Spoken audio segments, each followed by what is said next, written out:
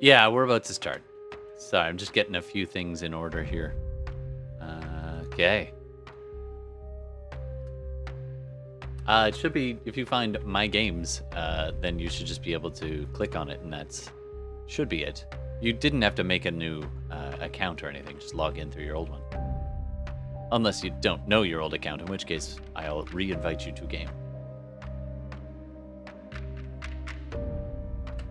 Sweet. All right. I can't. Still have to set all these hotkeys, but that will be another game.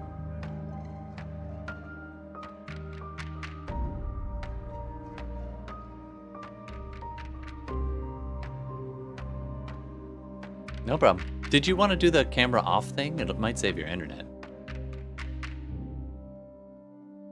Okay.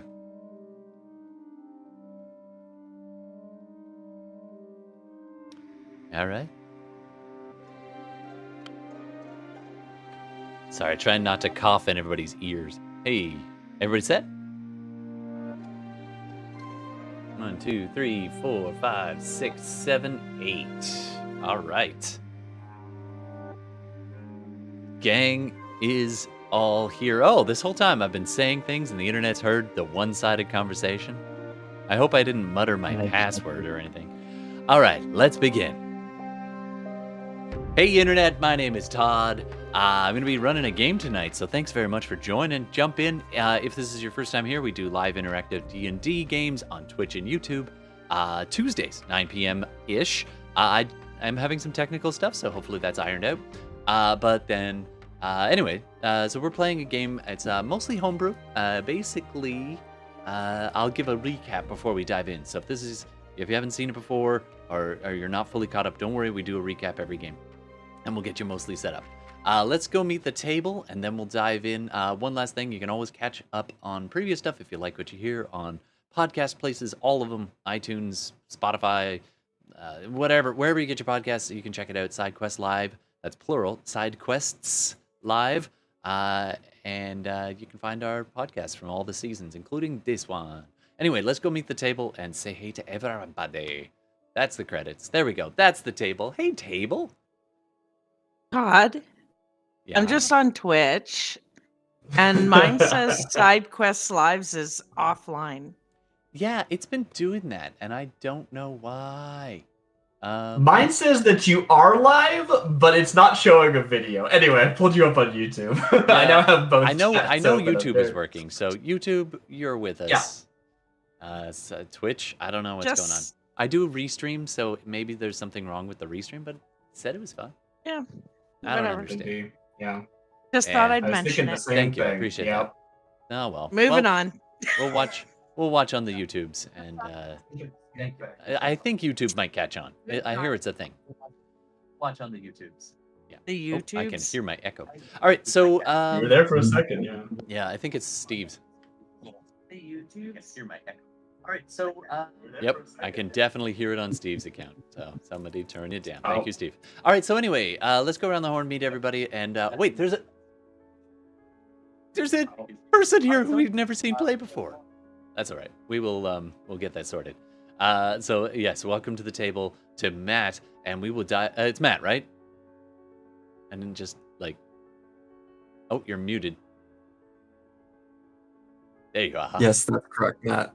Welcome to the virtual table, Matt. Thanks for joining us. Thank you for having me. So we will introduce your character in a little while when they arrive. So we're not actually going to do a character intro for you because I kind of like to keep it as a bit of a surprise. I know Bella knows, but I don't think anybody else knows. So we'll keep that to on the DL. But if you get an idea, don't forget.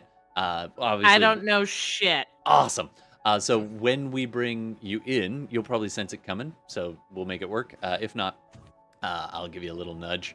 But the other way that we can do this is you can still spends the plot points. So everybody gets plot points. You get 2 per game. And so if you get an idea and you want to make something, make a suggestion. Just no insta-deaths or anything like that. But yeah, you can take the story in a slightly different direction, bring in a new NPC, drop a harpy on them. That's one of my favorite. Just a giant bag of, harpies. falling down on them all at once. That could be good fun. So feel free to dive in with that.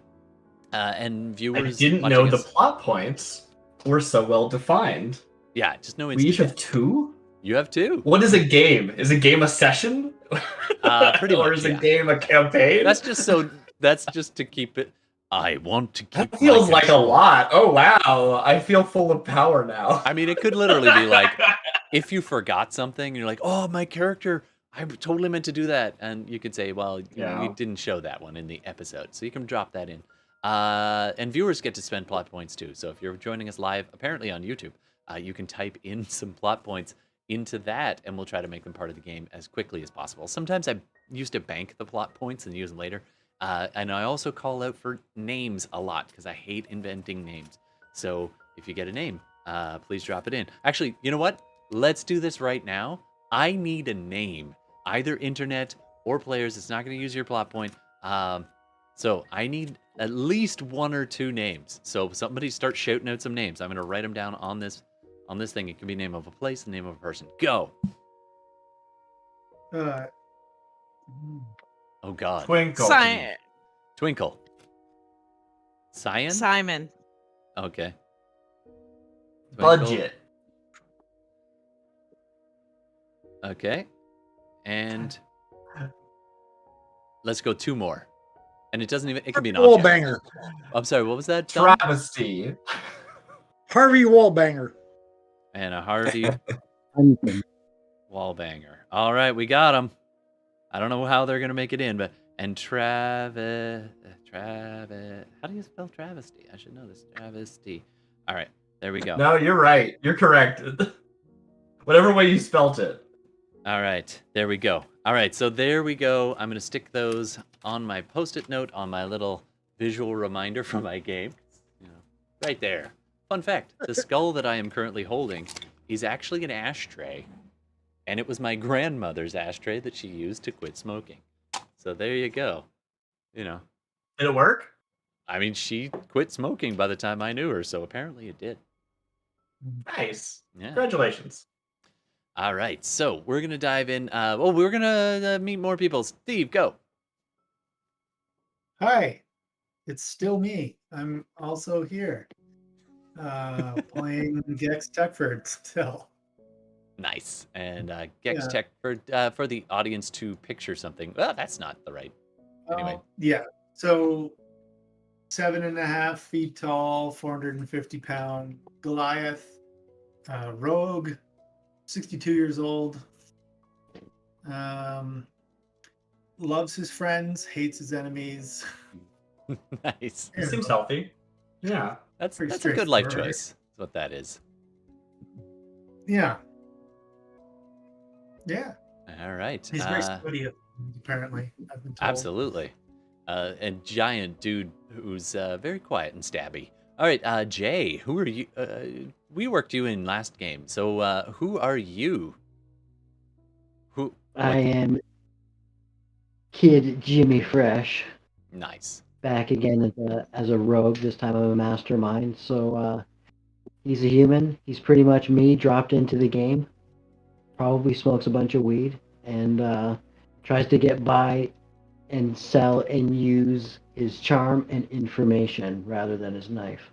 Fair enough. But you know, Mhm. just in case, if you Yeah. need it. I mean, You gotta I would have say his one. background, he would be like a special ops kind of guy that worked for like I haven't quite figured out the backstory yet, but That's he would have okay. been like a special ops guy working for the king, maybe getting special training. He can speak a lot of languages, things like that.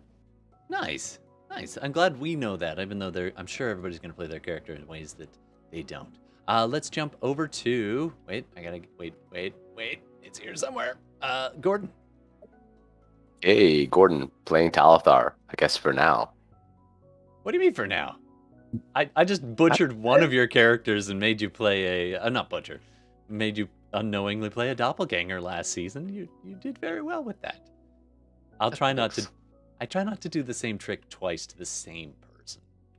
So you're up. He's Donnie. planning on having a heroic sacrifice. Oh, of course. Ooh. I mean, that's a Yeah. given. Paladins, gotta do it. Yeah. All right, and above Gordon, with the half elf, not half elf, paladin. Thank you, Talithar. Is Brandon. Hola. I'm playing Eli, a half-elf divination wizard, who's a bit optimistic for no reason and a bit of a nerd. Yeah, it's just a fun guy. Nerds aren't allowed To here. himself. It's a mushroom? The mushroom. I think the internet may be mistranslating things for Bella there. Or I missed No, it. he said he was a fun guy. Yeah, multiple I walked mushrooms. That's where you right got into wrong. that. Well, to be fair, Darcy, you did prepare a mushroom character. Did I? You did. It was back in session 0. You made, what was his They name? weren't a mushroom. Frederick Cocktail. Yeah, they were plants, not fungus. Completely different thing. I just pictured a mushroom the whole time. That actually, it was You one of just- my favorite D&D shorts that we have on our channel. Is where Jackie, unfortunately, scheduling didn't work for her, but where she goes, we you could cast Goodberry and it would be you fruiting, and she was like, wait. Don't take it I remember personally. this conversation. Yeah, I don't think she was a big fan of that. Anyway, we're getting off track. Tell us about the character you're playing this time. Hi, I'm Darcy. I guess I won't talk too much about me because I do that too much probably. Do it. You can find me at DarcyBits Twitch thing. I said that incorrectly. Anyway, I stream on Twitch. Watch it. Although honestly, it's more about the YouTube channel. Go to the YouTube channel. I'm Darcy. Use they them pronouns. But for today, I will be playing Empty Wisdom, who uses she her pronouns, and she is. I'm looking at the stream right now. I see you haven't. Did I never send you my token? The one that I made during I had to the rebuild. session I introduced her. I had to rebuild all the things, so your token probably is. No, that's super fair. I just I drew that during the session that she first came up, and I was like, I need to draw something quickly. Yeah, for nice. something And please together. keep doing that because I love the I art. love doing that. It's great. Anyway, she is a monk from a local monastery. Where one of the rite of passages is to go out and see the world in a very vague, D&D motivation kind of way. But last time she was on screen, there was way fewer people here, and she was already showing some social anxiety. So I'm very curious to see how she's going to deal today. But the important thing is that last time we sort of saw the sort of second side of her show up. She has an element of an astral self that sometimes makes itself known, and she behaves a little differently when it does. So that is all I'll say for now. We'll see how it goes today. Very cool. Very cool. All right, and I will be playing all the peoples and monsters. Speaking of monsters, when we're doing our credit roll, everybody, you've got a bit of homework. You ready for this?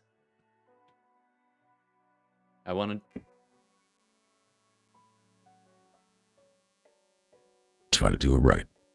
I need you to roll initiative. Are we going to finish the introduction? Ah, crap! Or no? We don't have to. Oh, fine. Fine with it. I thought we did Bella. No, we didn't do Bella. I'm so That was sorry. the- We did not do Bella, no. I'm Premature such a ejaculation. dick. You I'm didn't sorry. do Donnie either. I didn't do Johnny. Okay, I fail. I'm just gonna sit down. We went in a Sorry. square and then stopped. Yeah, didn't miss two parts of Premature it. ejaculation. On the We're day. not part of the Hollywood Oh, yeah. squares, Donnie. I want to push that button. I'm fine. I'm the big X. All right. Well, let's keep this in order. Normally there'd be Timely, which is what threw me off. I'm gonna blame Timely for this. No. Oh, sure. Wow. I'm not here to defend yourself. Tonight we are What did I tight complain tonight. We're for 40 last week? minutes That's in. what I want to know. All right. So Timely All right, unfortunately spoke couldn't right make over it. you. She I don't know what happened, but we wish you well, Timely, and hope you can come back to us. Timely normally plays Hilda Bonebraid, a little dwarf paladin. I don't think she actually speaks with a Scottish accent, but I do anytime I say dwarf, because apparently I'm Very racist. good. But True. Yeah. Anyway, so she Yep. can't be with us. We're a dwarf town. All right, so let's jump over to Bella. Bella, who are you? Who is your daddy, and what do you do? No, you know what I mean. Well, I'm getting silly. who's my daddy? Who is your daddy and what does he She do? thinks maybe her daddy is gay. I don't know. So coming at 2.5 feet shorter than her buddy Gex. She is a half elf with piercing blue eyes, and she wears a lot of leather. And she's not incredibly adept at this moment in adventuring. She bumbles about. She's kind of stupid. So we'll see if she survives today. Well, that could go for a lot of people here today. Thank you very much. And last, but certainly not least, Donnie. Donnie, tell us a Hi. bit about you. Donnie here. I'm playing Ashina. You see her with a blue shimmer around her. She's got white hair, blue eyes, and she wears leathers. That's about all you can really see of her. You do see she's carrying a staff as well. She does manage to get around. And when we last stopped the game, Ashina was Yes. actually slightly illuminated from above. This kind of flickering blue, multicolor, but mostly blues and greens and a little bit of white from above, from this kind of translucent semi.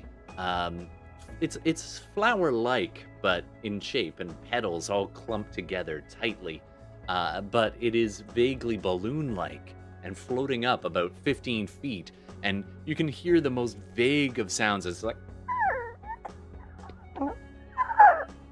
as it's floating up in a weird cry that only Ashina, having cast Speak with Animals, understands, as she gets a warning from this creature above. And the warning goes something like this: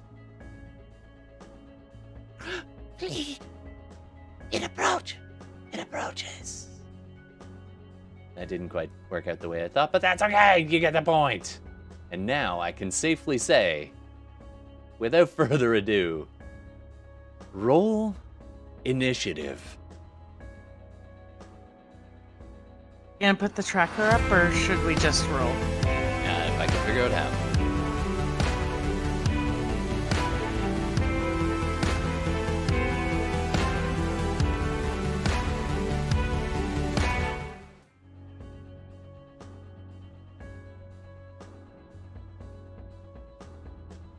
The swamp stretches out in almost all directions around you.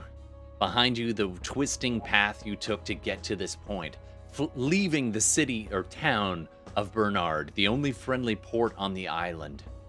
You've been driven away by members of a mage tower. Once the crew of the Balthasar, the ship that you almost sank, having killed half of their crew, they are seeking revenge. Thinking it is unwise to wait for their daggers in the dark to find you, you have made your way out into the wilderness on the word of a new acquaintance, a man by the name of Jimmy Fresh, saying he knew of another port, sort of. He knew of an area where he could get you in, and he alone can get you in. He just needs your help bringing him there, and then he will help arrange passage for you. Yeah. You That's the tramp job. your way through the woods, Gex finally catching up in his armor, custom tailor, brand new armor, creaking like only a T-Rex, needs a little more oil, but it'll be great. And you manage to catch up just in time as you see this balloon-like creature elevate up into the sky, Ashina looking up and then turning her head and looking off into the mists, at which point the earth begins to rumble, and some of the trees that are already, like, some of the moss starts into the muck below, as the whole area begins to earthquake grade shake, and then up bursts out of the ground dirt and bits of rock and tree spraying in all directions, probably not more than 50 feet away, depending on where you're standing. Is this massive, strange, pulsating creature of dark browns, blacks, purplish colors, and red, as you see the mouth begin to spread open in all directions, and these tentacles come lashing out. Everything is just pure chaos as all around you turns into a combat zone. I'm going to hear some initiatives, and then we'll take it from there. What do you got? And how do I turn on the tracker? There should be a button at the side of the sidebar, I think. You know, where all the Hey. toolbars are. Tonino. Just point of clarity, because as a point of the recap, how did we meet Ashida? Ashida, right? Is that right? Ashina? Ashina? How did we meet Ashina? That's right. Ashina. You forgot. You weren't here for that. So, an old acquaintance of Isolde's from another area, and Ashina is made contact and recognized Isolde. Okay. Did you mention both Isolde? Both Ashina and Jimmy Fresh met the party after the throwdown in the bar that you narrowly avoided by magic and intimidation and just being charming and lucky. So you managed to get away from that, but now you managed to. And of course, Brandon's character, Elias, is also kind of freshly joined the party. So, having made some predictions and been brought to life by Isolde. No, it was Isolde and Hilda. That's right. So, you are now in the wilderness. Your life may well depend upon these people, as this monstrous creature bursts from the ground. So everybody, call out your initiatives. Darcy. 7. Okay, so empty, I should say. I'll try to do character names. All right. Elias. 2. Oh my goodness. We're off to the races here. Yeek. All right. Let's go Ashina. 21. Whew. The opposite end. All right. Next up, we will come around to you in a little bit there, Matt. We don't forget that you are here. Empty we got. Talithar. 4. Woo. Not a high roll there. Mm-hmm. All right. And who haven't I got to? Gex. 23. Woo. Race to the top. All right, 23. And Jimmy Fresh. 8. 8. Not what I expected. All right, Jimmy. And Isolde. 10. Which normally you would not picture that as going, I only when rolled you a do. 2. Yeah. I All right, rolled a 3. there we go. So, And Bonnie is 21. absolutely. And I got Yes. Tony. Yeah. Yep. All right. So, as you all, your adrenaline hits, you begin to spring into action, seeking what is the danger and what can you do about it. Who is your danger and what do you do about it? Let's start at the top of the order. Gex, the purple worm, is, it's compared to where you are, you're almost the farthest from in the back corner. You quickly scuttled to the tree, so we did a little before in the surprise round. Kid Jimmy threw the other end of a rope, and he jumped off into this sinkhole that had opened up just as the creature was coming up. Creature was bursting up. and all the swamp around, certain sinkholes started draining as though maybe the worm coming up opened like a vacuous space where the water could retreat to. So there is various pit holes kind of opening up around you. Jimmy Fresh decides to use that as cover, and he's just in the midst of stepping down, rappelling wise. So Gex, in your hand, you've got a rope. On the other end is a Jimmy. What do you want to do? Not your Jimmy. Well, I mean, yeah. Internal thoughts. Yeah, I'll try and pull him out of there first off. I'll yank the long rope. All right, Jimmy, do you want to be pulled out? No, I'm gonna go down. All right, Jimmy. He's like, oh yeah, I know what he's doing. Go, I'll just hold on to it. You're right next to a tree as well, Gex. The creature is probably about 70 feet away. Yeah, I'm gonna just 60 feet, sorry. Yeah. No, I'm just gonna use this round to kind of like hold on to that and then ready myself. Sure thing. Essentially. All right, and if okay, so you kind of hide behind the tree, or just gonna stand out in the open?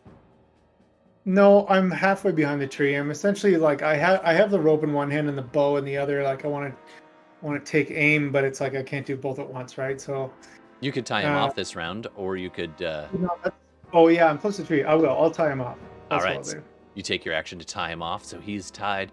And bonus action hide. Oh yeah. Yeah, and that's the next thing is being a rogue. I'm going to bonusly actionally hide. All right, roll for it. Roll your stealth, sir. 15. All right, thank you. All right, coming up next, it's going to be Ashina. I'm gonna try to ask. What is it? Is it a sprite or something? It's something, yeah. I'm gonna try and ask it what this thing is. Sure. If she can help us figure out how to defeat this thing, what she know about it? Sure. So the rest of you, Ashina looks up and starts speaking essentially in its language, which is a series of kind of chirps and whirs and chudding, and it replies. So the rest of you all hear.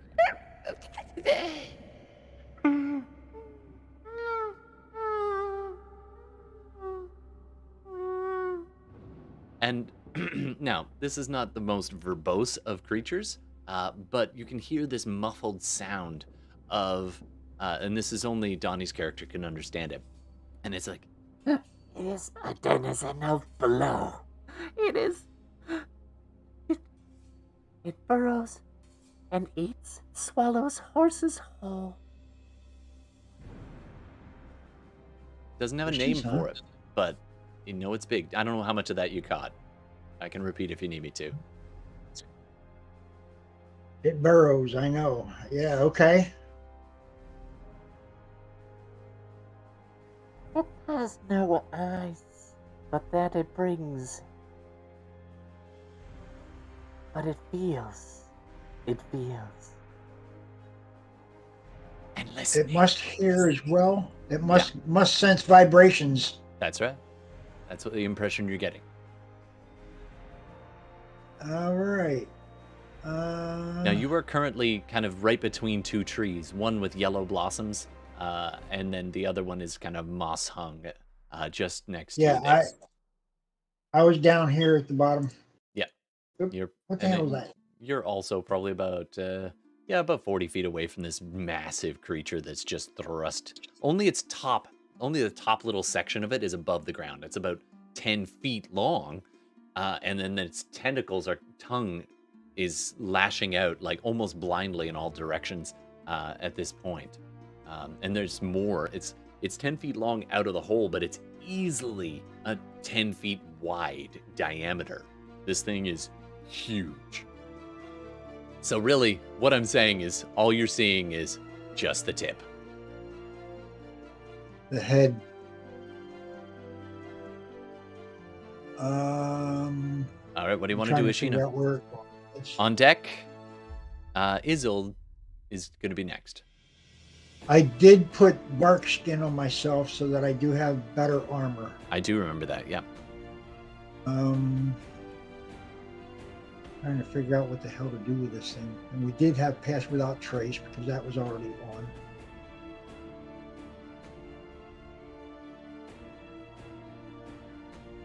I'm going to hit it with a Call Lightning. All right, do it. So do you want to describe it or should I? Go ahead. All right, so you reach an arm up and the little, you kind of call out a warning to little creature because right above you is where you're getting this, and the clouds begin to kind of roil and churn into this rather tight spinning cloud above you, and you see the lightning begin to build. It is now active, and then comes down in this blinding flash. Is it a dex save, I imagine? It is a dex save of 15. Okay. Not the most dexterous of creatures, so that's probably good news for you. Let me see. Yeah, that's an 8, so it takes full damage. Go ahead and roll damage on that for me. Let's see. I assume this is being cast at its normal levels, not upcast. Oof. Right. Normal 25 level. points of damage. Very nice. Call Lightning's so cool. It is such a good spell. All right, 25 points of lightning damage hits this creature, and I believe takes full effect. Yes, it does. Yep. All right. Hey, look at that. My notes. They finally fell. All right. Coming up next, we got. I'll be right back myself. I have to restart my video. No worries. So, Isolde, what do you want to do? I keep hitting the wrong button. Okay, so she will run Probably a wise backwards. Yeah. As she's running, kind of diagonal from where she is, she's going to cast Hex. Whoops, I gotta actually change the mode. I think Hex just happens. They don't get a save. Yeah. Right. Okay, and you get to curse them or hex them against an ability. Which ability are you targeting? I'm gonna target. It's not saves; it's abilities. I'm gonna target strength. All right, sure thing. Sounds good. So it can't. So it has disadvantage on grapples and whatnot. Yeah, totally fair. All right, so And that's your bonus. that's my bonus, and then I am gonna fire off 2 shots with my short bow. Nice. So first one, and we're just gonna do both my shots at the same time, and then go from there. So 11 for the first one. No. That's a miss. So the second one definitely misses. It's just, it's quite dark, and you've got elven eyes, or half elven eyes. Just one of them's elven.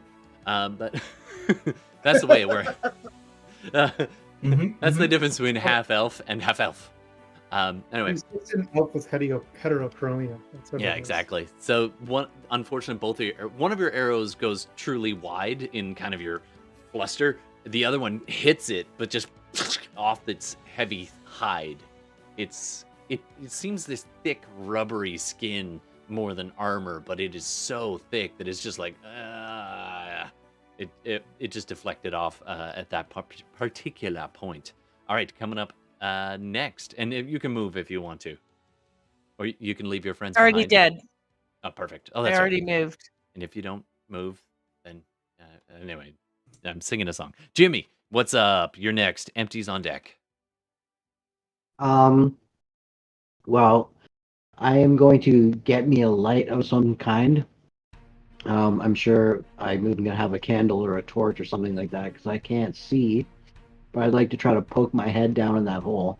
Sure. So you kind of kind of I'm like going to say dangle you have down a in climbing and harness. stick my head in. Absolutely. So you kind of get the rope and brace yourself and try to get your flint to light up a torch. After a sputtering moment of dangling by the rope and your feet, like the sides of the tunnel that you're in, it's like a tube. Imagine a mud puddle that somebody sucked out from below. So the sides are all goopy and they're quite like slippery. So you're in muck, pretty much up to your knees are buried in it, and then you're totally covered in it already.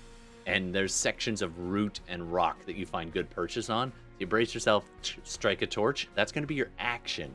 But now you have a light source down there. And you are still currently only about, I think, 5 feet below the surface. So are you going to descend or stay where you are? So I'm down inside the tunnel now? Sure. Yeah, you can keep going. So you descend further. I like and to you just like lower myself and just kind of try to get to the bottom and try to look both ways and see what's going on down there as much as I can, which is probably not Absolutely. too much. But So you drop in, and it's this weird moment where all of a sudden, at the bottom, it narrows and narrows and narrows, and then there's the hole itself, the bottom of this little crater, and then it opens just want up, to poke my and you head, kind of hang my get head in kind there, of you know? dangling down, and your light shows you edges of this tunnel that are a good 10 or 15 feet wide. Some of it is much heavier material, packed earth and stone, and it's just been chewed and even maybe melted all the way through. And you can, being a good about 40, 50 feet away from where the head is, you wonder what the heck it is you're looking at in the flickering torchlight as you're holding onto this rope. And then you realize you're looking at the tail end of this worm-like creature. It actually is only about maybe 15, 20 feet in front of you. And it's kind of pulsating and undulating. You can see that it kind of pulls up like, like an earthworm moves. It kind of pulls up, gathering itself, and then and all along its skin you see this one directional kind of barbs and kind of digging into the dirt around, giving it that traction as it stretches and then pulses away from you. So it's pushing its head further out the hole and its tail. Now there's something else here. First of all, you see this thin trickle of slime. Now when I say thin for it, but for you it's a good 3-4 feet wide. This trail of ooze coming out of this puckery sphincter at the very back of it. It is disgusting. It is pooping out the dirt and rock that it isn't actively chewing up inside of it. The other thing is that the sphincter itself is like the sphincter from hell. It's got these long, it's probably about it's no more than that, 4 or 5 different little pincer-like things, and each of them it's almost like a fang or tooth on its anus, and it is just getting coated in this ooze, and each one of them is a good 3 feet long, and it's nasty. It's like part earthworm, part bumblebee, or not bumblebee, regular wasp. Like, it's just nasty. It's this nasty looking stinger-like mouth anus. Because that's the quality programming you can expect here at SideQuest Live. Hey, things have anuses. That's all there is to it. Everybody's got an asshole. I'm just saying. Well, some people don't. Well, that's true. Some people have to. Yeah. Some people have to get them stitched up. Yeah, that's true. Our hearts go out to you if that is somebody. So, Jay, that is your action, your movement. You do have a bonus. I would just like to maybe search far down the other end of the tunnel as possible. I'm just sure. Maybe I'm just kind of trying to look for, I'm wondering if she could be like a mother defending eggs or anything like that. So I'm just trying to plot point? Sure. I mean, I think Jay just made things a lot worse for all of you. All right, so you turn and show your torch down the other way, and as far as the torchlight sees, the tunnel continues, but on a more downward angle. You see, along the way, the glittering little white nodules kind of edged into the sides of the rock, just on the flickering edge of torchlight. And yeah, there's also another, like, you see these little flickering in the flickering light. You see these egg sacs that are just probably about a foot long and about half a foot wide. They've just been doubled out behind it, and in a small burst behind, probably about just on the edge of torchlight, for like 40 feet away, the other way, descending down on probably a good 45 degree, not 45 degree angle, but like probably a good size angle on it in the tunnel. You know there's some black market connection that's gonna pay top dollar for that. Like, there's gotta be some weird usage of something like that. Oh yeah, absolutely. And in fact, of all the people here, Jimmy Fresh would know. Oh yeah, that's what I meant. Yeah, he knows. Absolutely. Yes, All right, Jimmy is the you I was referring to. Absolutely. So while Jimmy's doing this, meanwhile, up top, this massive creature seems to be steady for a moment, just kind of pulsing out with its tentacles, and then it kind of rears its head up and just it attacks as it suddenly moves, lurching forward out of the hole by a good 20, 30 feet in your direction. So it is getting closer. Elias, it is like 10 feet away from you now. And you're just like, Empty, not too far behind. Okay. It is going to make a series of attacks. So I'm going to roll these here if you don't mind, just because it'll work a little faster. One of the tentacle-like tongues. Sorry, go ahead. I don't think I'm there because I blinked on the surprise round. That's true. So in that exact moment, it pulls towards you and you go boop, out of existence, just hand waving. So actually, Empty Wisdom and Hilda and Lesren are the closest to this thing. So Empty Wisdom, it takes a tentacle lurching out towards you. Now you've been at a bit of a... tell us, why have you been so quiet since you joined?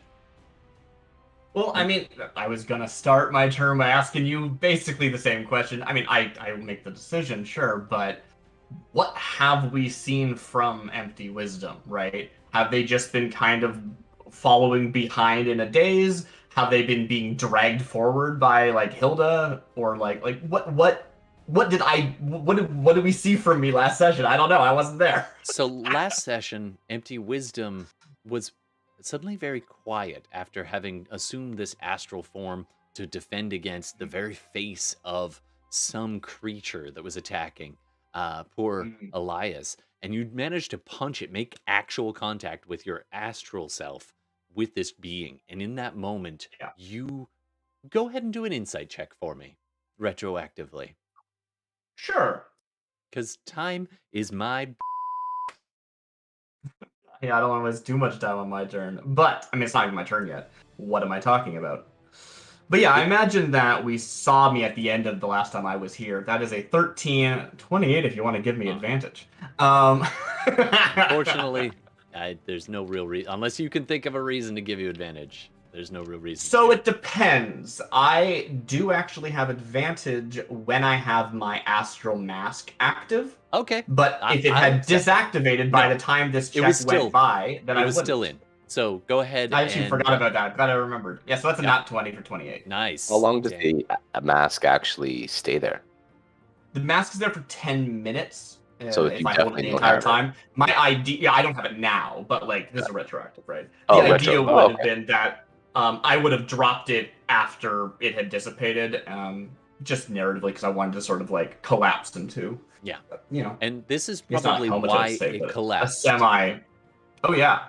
So Darcy, you have been in. Empty has been walking in a rather numb state, having encountered this being in the bar. and trying to make sense of the oldest creature that these are things that they make children's stories about. That was a creature that normally harvests the living and brings them by virtue of the death goddess onwards to wherever they need to be. They are the harvesters. They are the grim reapers. Right. They're not supposed to take sides. They take lives when it is time. You know, in a moment, in that contact, number one, you know what it was. And with a nat 20, you know that it was not Elias's time. That thing was there with a purpose. And there's this strange knowledge you have, having connected with your soul to it very briefly and driving it away. Okay. It was not there for Elias. It was there. It was there not to take. You don't think? Maybe. It was not there for Elias. It was there for someone else. They just saw something they weren't supposed to see, Elias. Yeah, he got in the way. That makes sense. And then, as you left the bar and your kind of new companions, Lesserin kind of speaking to you quietly in Draconic. By the way, does Empty Wisdom speak Draconic? I think I did take Draconic because it was the most obviously useful language, but I have like 2 unclaimed languages because I was like, I don't care. So this is one of the reasons Lesserin, the lizard folk, and you have been getting along pretty good. Is you've been chatting in Draconic. So Lesserin kind of came over and was like, "Are you okay? You were fighting something." And so you had that chat outside the bar, and after a few minutes of kind of consoling and everybody's kind of coming together, introducing themselves, Jimmy Fresh came up and introduced himself, trying to explain Elias. I kind of like the idea that I haven't actually been taking in sort of like emphasizing it at all, right? Like Lesserin's like, "Are you okay?" And I basically was just like, exactly. However, right? Like not actual.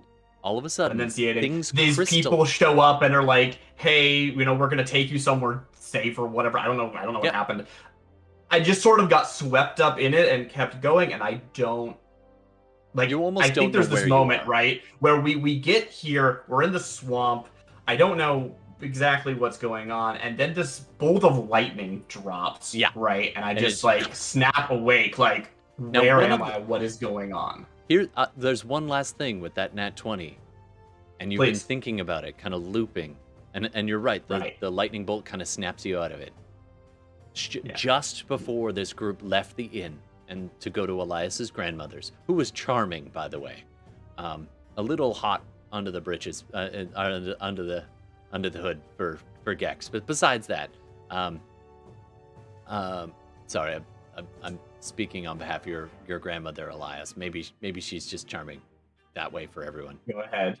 Anyway, just as they were leaving the inn, out walked this half-elf in plate mail. You briefly saw him in the inn, and as he walked forward, it was like these tendrils of black cloak in the ethereal astral plane. You get a snapshot of it in your mind, clinging to him ever so slightly. That Reaper, the reason it was in that bar was for him. That's what I was going for, okay. For Talithar. So that's just kind of like imprinted in my mind, but like I don't know what to do. For whatever reason. That's not useful right now. That's just in there. Okay. So anyway, the lightning crashes. You're in this moment again, lunges. And this massive thing lunges at you. And what's your AC? I believe it's 16 because I've got the bonus from my wisdom. Right. Dex plus wisdom. That's monks. Yeah. So that's a 20. 20 hits. A 13 does not. So 2 of its long tentacle tongues lash out and try to get you, and one of them makes contact with you. You need to do a strength saving throw, please. Okay. This is a thing. Oh, I'm proficient in that. Monks are weird. Oh, I got nat 3. I mean, a nat 1. Sorry. Yeah, let's go. You take 2 points of bludgeoning damage, immediately followed by this strange numbing sensation. And so you're going to take 5 points of poison damage. This is way less damage than I was expecting. Oh, it's all right, great. And you are grappled, and it immediately is going to spend one of its turns instead of an attack, pulling you in back towards its mouth. This is great. Thank you, Todd. You move, what is it, 15 feet? Yep, 15 feet. 5, 10, 15. So you are right at the base of this thing. Being dragged in by this nasty thing. All right. That's it so far for that. It then also is going to send one of its other tongues, because it's got 4. It's going to send one out towards Lesren, the lizard folk you're supposed to be protecting. Let's see if it gets him. Ooh, it does not roll that well. Only a 5. So Lesren manages to step aside. And, you not today, hellworm. But in Draconic, so the rest of you are just like, what the heck is that? All right, coming up next. I heard that. Oh, nice. All right, coming up next. Speaking as Talathar. well. On deck. Okay. I would have understood him, Todd. Nice. I do believe I'm on my. I said I was on deck. Oh, sorry. Yeah, empty. I forgot it was. We did a thing. I forgot you have a turn still. Go ahead. Right, yeah, it seemed like my turn, but yeah. Empty Yeah, that time. Well, it's sort of perfect being dragged forward because, okay, let me just do this. So I get, like, sort of just waking up, like, what is actually going on, see this thing, lunges forward, grabs me, baby scream, it's a thing I've been doing. Get dragged in, sort of like, I don't know how quickly it's, like, sucking me directly into its mouth, but it starts dragging me forward, maybe I have a moment of clarity looking over, it's like, and then once again, just snap, eyes go white, and this like spectral, like crisscrossing branches and thorny, branches, crisscrossing branches across the face, thorny branches from my shoulders. Those are gonna pop out. And last time I sort of forgot about this part, but it also wasn't relevant. I have a pop-in when I turn this on. So this cost me, I believe, 2 key points. 1 for the mask, 1 for the arms. I don't really need the mask, but hey, if you're going to do it, you might as well go all the way, right? Yeah. And that is a bonus action, I believe. And it pops in as a dex save, where everything around me in like 10 feet, which is just it, will take... yeah, because Elias isn't currently here. Okay. It might be. I think it's things of my choice anyway. But yeah. Okay. Yeah, so it's Dex basically save, I roll. It fails. Great. So we will do. I have rolled 2d6. like 4 5s in a row. I should switch to the virtual dice. So that's 7 force damage, and I imagine there's this situation where I'm like, oh no, like I just completely don't know what's going on. Suddenly everything's terrible. Then the white eyes go across my face, and I'm just idiot child. And after the astral form manifests, it just once again strikes into it, and I will just double check. I think I can't flurry blows because I use my bonus action to manifest everything. Yeah, but these astral arm/branches so trying to slam it. It'll just be 1 attack with my magic punch. That's only an 11. Unfortunately, you get 2 attacks. As a monk? Well, I used my bonus action already. Yeah. No, you get 2 attacks. You have an extra attack. You're a monk. As a monk of this You level are correct. 8. Yes. Good call. Oh, I think I missed that last time. Sweet. Thank you. Let's go again. Ooh, That time it's 27. 27 hits. The first one into its thick, rubbery hide. The next one, you just kind of find this spot, like bam, and you hit something inside, like maybe it's an organ or something. Strike. Right. We see the like astral arm like basically go through and like lash through something basically. Nice. Just within as it comes out the other side. Yeah. 6 So points. that's 6 force damage. Nice. Yeah. Stunning strike. I could. Yeah. It's gonna pass the con save, right? Like this is. What if he rolls a 5? I keep rolling I suppose. 5. You do what you want, Darcy. I'm just trying to help. I appreciate it. I would have forgotten. Thank you. No, I'm happy to wait on that. All right. I'm a Coming little up low on next. key points since I didn't No get to worries. recover between this and last Oh, fight. you would have had a short rest if that helps you. Wow, it's almost like I asked you this at the beginning of the session. Oh, we did have a short rest. We did have a short rest, by the way, when we were at the at All right, cool. Yes, At the let's grandma's. go for the stunning strike. All So that'll put me down Con to save? 5 key points. All right. Yeah, Con con save. save. Oh dang, I don't actually know what It my wasn't save a DC 5. is. It was a 6, but that brings it should be to what? a 17. 8 plus proficiency and stuff. Yeah, That's very high. 17 con save? I think that passes. Yeah, I've got. So it's I not think 16. I forgot to calculate that. I think it's 16 that I have. Okay. Well, if it changes, let me know. Coming up next. Yeah. So empty, that's you. Talithar, then Elias. So I think I'm actually on my warhorse when I use the bonus round or whatever. You were. And we have a telepathic link. So I see what happens, the thing coming in, grabbing the girl. And so I have my shield and sword. And I'm going to charge forward. And when I do, I'm just going to say, it's got the girl. We need to stop it, or it will be full of wisdom. And at that point, as you're saying, oh, go ahead. I liked it. No, I'm just gonna go like, because it has a movement of 60. Oh yeah. So I want to move. Circle it. But I want to be within 10 feet of empty, so now she has my aura. Sure. Cool. Oh, sure. Cool. So you go charging up the left side there, kind of around a tree, and then your steed knowing exactly what to do and where to step. You've trained for this. What do you want to do now? So I'm going to bonus action Thunderous Smite. Nice. So I'll cast that, and I'm going to attack. Almost taking inspiration from Ashina's lightning cloud raging above, just ready to strike again. You summon it and go ahead and roll. Actually, just for like the D&D like frickin' metal flavor, you raise your blade up. The dragon scales on the hilt and the sides of it glowing in the dark as a lightning bolt from above goes strikes the end of your blade, charging it as it's a 1-2 combination, and as such, because I think it's frickin' awesome, it dovetails nicely with Ashina.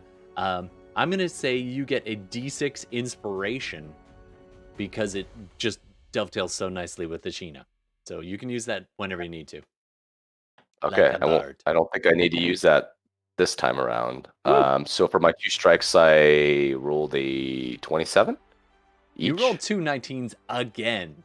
Everybody count the 19s. Dear God. All right. It's there. Somehow, it's hard to describe this. You managed barely to hit it with 27. No, I'm kidding. You of course you get it. Slamming into it. Roll for damage. So roll for damage. First attack. Let's see. We'll do the Thunderous Smite. 1d8. Oh, of course you do.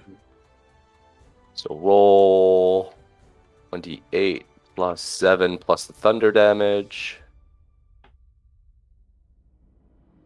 I think it's 2d6. That sounds about right. Yep. So the first attack does 15 damage, and it has to do, if it is a creature, it has to do a strength saving throw or be pushed 10 feet away and knocked prone. Oh my gosh, my dice hate me tonight. I just rolled a 2. This is ridiculous. This is apparently how tonight is going to go. All right, so you managed to hit it for the strength? 15 so damage 11, is the and it first gets attack. pushed, which means 11? Okay. DC is 50. it means as it is shoved back. It's not that it gets pushed out of the hole, it's that the head has come far enough out of the hole, you hit it hard enough that it goes back flopping the other way, like one of those little floppy guys that stand outside of like a car tire shop. You know what I mean? Anyway, so its head rocks back as you smash this thing. For how much damage again total? 15 was the first attack. Ooh. All right, keep going. Second attack already hit. I'm gonna move forward to close the distance. All right, so you shove this thing, and Empty is dropped behind as it retreats. But so I'm something kind of else moving out in happens. front. You go charging okay. after it, and its head flops back and hits the ground on the other side, and you see it pulsing and writhing in half out of this hole. And then at the very tip of it, you see this bulge is like... And on the far side, on the opposite side of it, you see it leave this pile of refuse, and there's old bones and just ichor, like muck, and like earth that it's chewed up, and the last thing it ate for lunch. And then the last thing that it ate for lunch gets to its fucking feet, just dripping and just in the darkness with the lightning flashing all around. You see a likely really pissed off dwarf. Welcome to the table, Matt. Welcome. Roll initiative. Yeah, roll initiative. I should roll in Roll20 or on the D&D Beyond? Wherever you want. We or trust on your you. table. Just, we trust. Okay. Fun. Well, we have a second. Did I get dropped? Because I think it has a reach of 10, right? So it would still be able to hold on with me even though if it got knocked away? No, it got... I'm saying that it dropped you in that effect. So you're still in the same square where you left, and it is flopped out the other way. Great. Okay. So I'm slowly getting to my feet. I'm very distracted by the fact I'm covered in gross stuff. I'm kind of wiping it off my face, off my shoulder pads, and I rolled a 2 with a -1, so I've got a 1 for an initiative this round. Oh, that's perfect. So you actually do get to go. You this want round, low. in this case. And Matt, you go ahead and describe us, including your character name, if you don't mind. So I am Balin of the clan Iron Eater. I've got a big red beard that's kind of been braided into knots with some bits of metal and whatnot put in there to kind of bind it together, make it a bit more manageable, because without that it'd probably be big and bushy and just cover my entire chest. Oh, and right now it is slicked, almost flat against your chest. Yeah, It's it's just nasty. pretty gross right now. It's covered with gross things and little bits of rock, and just it's not pretty. Normally my armor would be all nice and shiny and polished, And a covered with thick nice layer little of dwarven mucus. designs. That's You kinda know, like clearly had a polish. lot of effort put into its craft. But right now you can't see any of that. It's gross and slimy, and I look like I just crawled out of the scrapyard. So Absolutely. And for our sake, not for the people who just met you. Well, I'll put it in later. Class. We'll see what you're just dwarf right now. You're just regurgitated dwarf. yeah, I'm wearing Your a big armor set of wearer, metal that's your armor. I've class. got like a circlet on my head. I think I Oh. changed my profile picture here to Also- what he looks like. Here's one problem though. You currently let's see where are we at. You are 21 points of damage down, good sir, Matt, and your armor, although probably not permanently damaged, is currently pocked and pitted with some of the clothing and the cloak. Thankfully, your cloak took the bulk of the damage of the acidic nature of the bile, but you have 21 points of acid damage. That's your starting spot, and your cloak is almost completely rotted off you, unless it's magical. No, but I do know mending is a cantrip, so it's That could temporary. definitely come in handy later. All right, if there is a later. Speaking of which, let's Roll for damage on the second attack. yeah, go for it. All right. Way back then.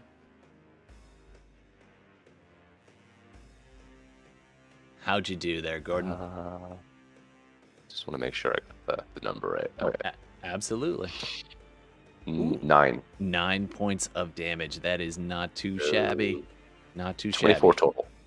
All right, got it. Okay, thank you. That's your turn as Talathar's just leading the way, slashing into this, his horse charging forward, and the regurgitated dwarf taking up the back of there.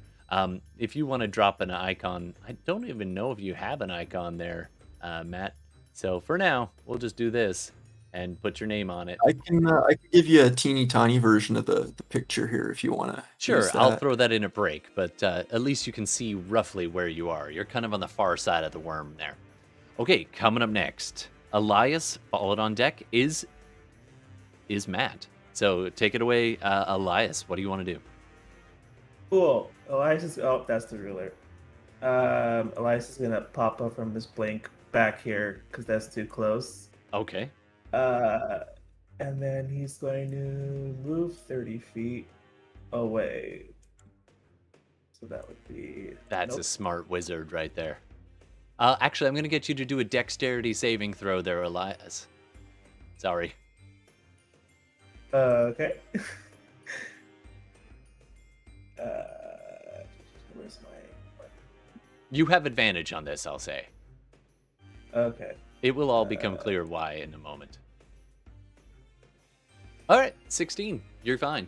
So as you pop into existence from the ethereal plane, your feet kind of hit the swamp again, and one of the feet kind of starts to slip and slide downwards as the edge of that pit that you're on, that Jimmy went down, starts to slide down and away and give way. So the hole actually gets a little bit bigger, and you quickly step back before you end up falling into the hole. All right, keep going. Okay. What do you want to do? Yeah, he's gonna run 30 feet this way. So, do I have to do any more dex saving throws to run away? Not or... right now. No, you're good. So you know where the hole is now, and it actually, you amongst all the people, you're probably the only one who noticed that there's a flickering light down there now. Very kind of hard to see, but you pick up the little flicker of torchlight from within the hole, so you know somebody is down there. Okay. Okay, cool. I'm going to cast Ray of Frost now. Nice. 22. That hits. Yeah. Roll damage as this ice hits the side of it and kind of there we go. That's instantly right. freezes 2 the side damage. of it. 2 damage. It's thick, rubbery hide, taking some damage from that, but not too much. I believe though, Ray of Frost has another effect though. Yep, his speed is reduced by 10 feet. Nice, that's good news. Does Ray of Frost get an extra damage die when you hit a certain level? Because most cantrips do. Oh, that's it's a cantrip, right? Yeah, Ray of Frost doesn't though. Oh, that's surprising. At least it should not be what 2 I saw. d8s, I believe, at this level. I would think so. I would be That's very what surprised. I thought. Okay, roll another d8 there. That makes sense. Okay. Cool. It'd be like a fighter 3. never upgrading. All right, so 3 more That was points. That was a D6. Yeah. Oh, that's true. Reroll Oh, again. yes, it was. Yeah, the spell's damage increases by 1d8 when you reach 5th, and again at 11th. So 2d8 is correct. 6 more points So of it was damage. 6 instead of. Yeah. So a total of 8 damage. Nice.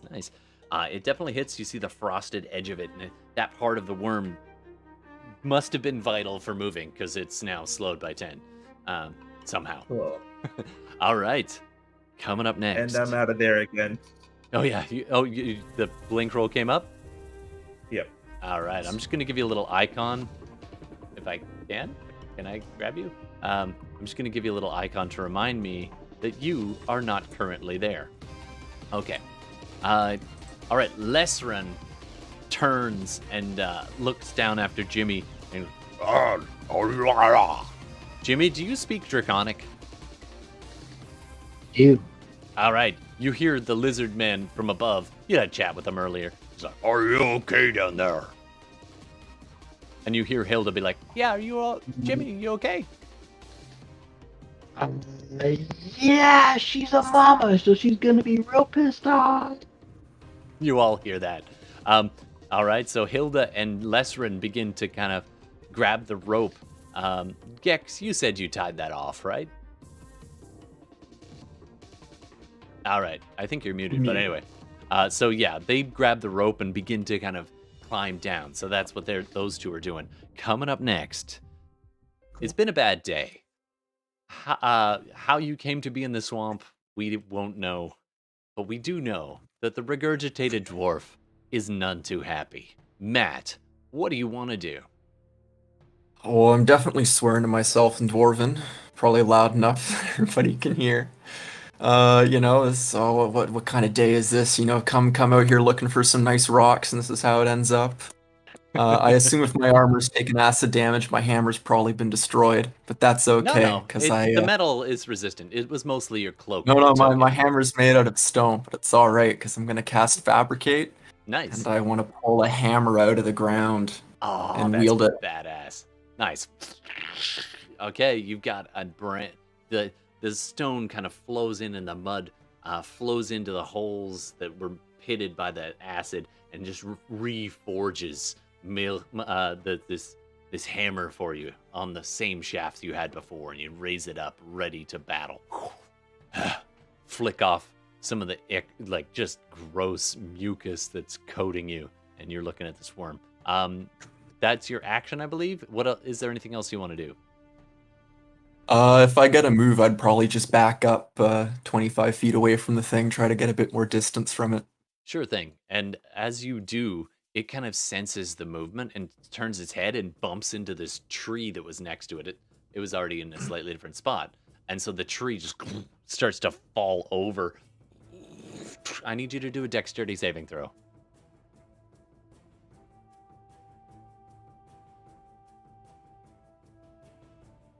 Uh, 13. 13 is a fail. So you're going to take tree damage. So I'm going to call that 2d6. Let me just grab another one here.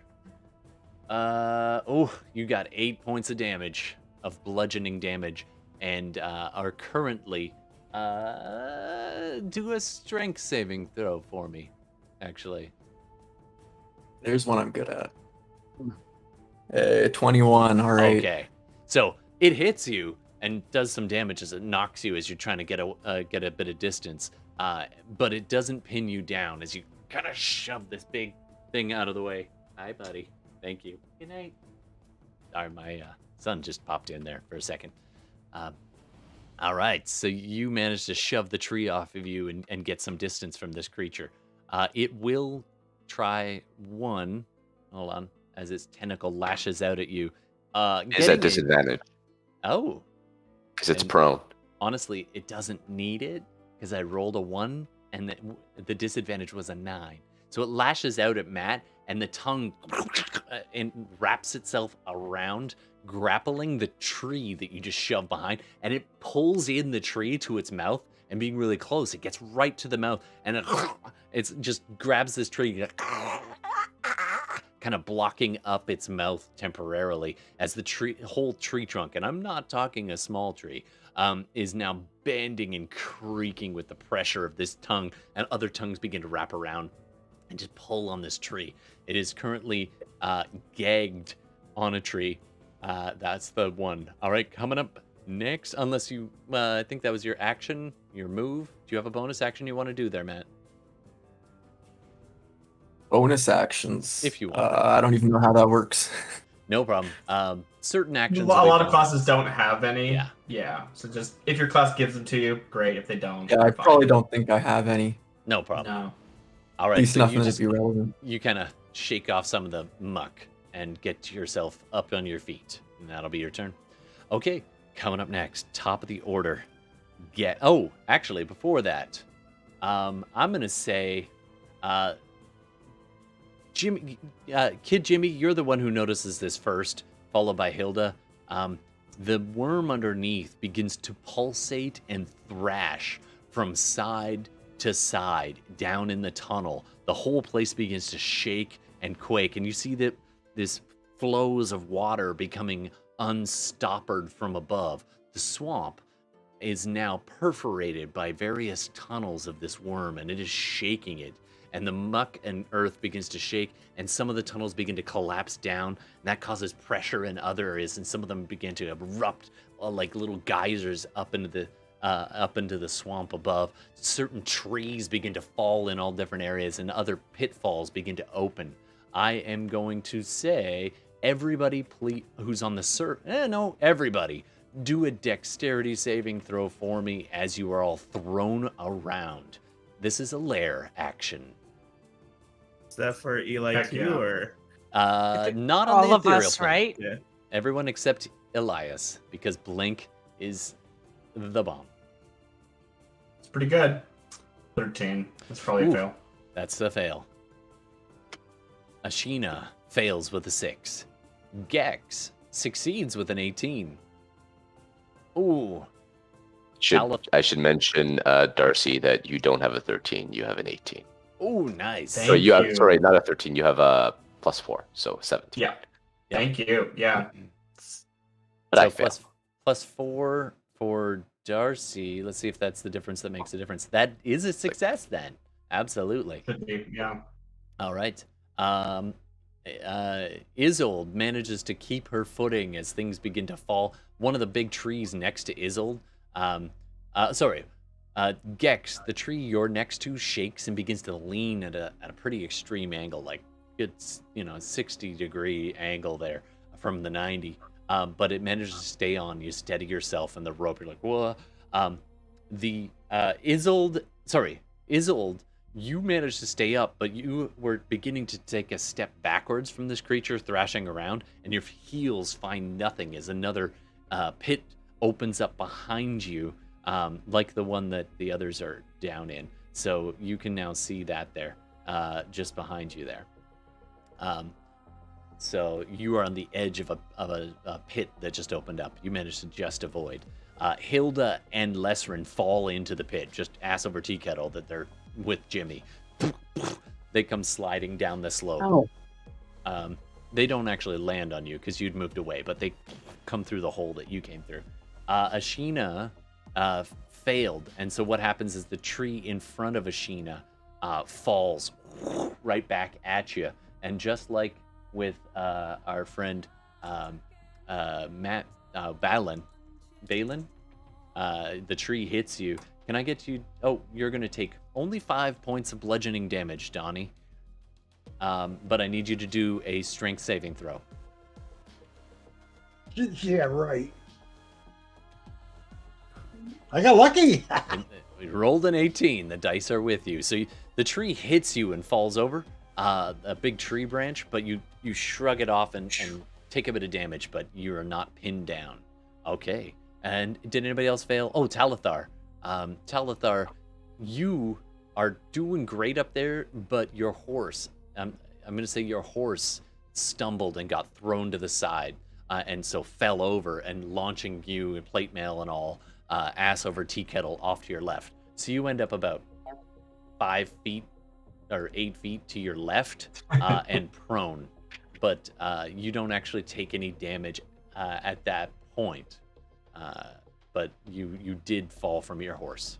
Actually, yeah, I'm gonna roll falling damage because it's kind of soft ground though. So I'm gonna say half damage. So you take 2 points of bludgeoning damage there, Talithar, from falling off your horse. Your horse is fine though, other than being on its side. Did I miss anybody? Oh, So I'm sure I'm good. what'd you get, Jay? Sorry. 19. 19. Oh, you're fine. You brace yourself against this side of the wall. Everything up there is swamp and mucky, but down here is actually a little bit more stable, although pretty freaking gross. There's a mucus/poop pool kind of flowing past you down the middle of the tunnel.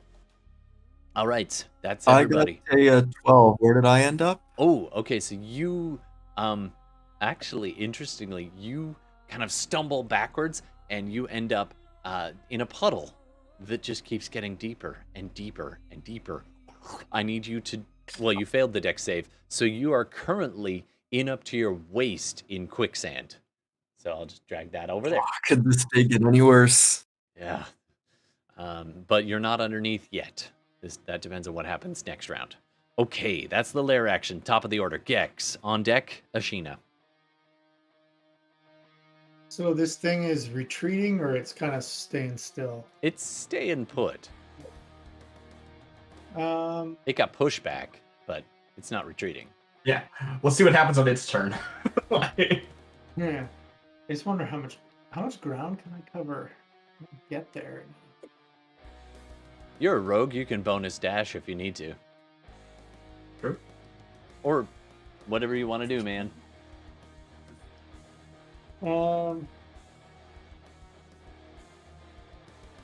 Yes, I think I'm going to bonus dash there and do a stabby spellcasty inflicty woundsy upon it. Nice. Okay, stabby. So you run forward at top speed through the muck. As you're going, I need you to do a dexterity saving throw again. This is very uneasy terrain. You won't get your advantage though, because you're breaking stealth, huh? What's that? But he does have You're- you and well, you're Sure, next to it technically, so but Sure, you're but right. He won't get unless he's advantage on the flanking attack. it, yeah. Yeah. I You'll won't get get your sneak attack because I'm next to you, but you're in a position of stealth right now. Just letting you know. So Yeah, but when he was thinking, that's kind of what he was counting on, was someone else being close to it. Yeah, so 18 on the dex. Okay, so yeah, you sidestep any nasty pool thing that is kind of opening up next to you. Yeah, And you are right up in its grill. Go ahead and roll your attacks. Ooh. So 26 on That's a hit. the 24 on the inflict wounds. Oh, nice. All right, that's contact. Go ahead and roll your damage. I'm trying to remember that spell. It's 3d. Yeah, it's 3d10 damage. 10 plus 9 plus 6, 25.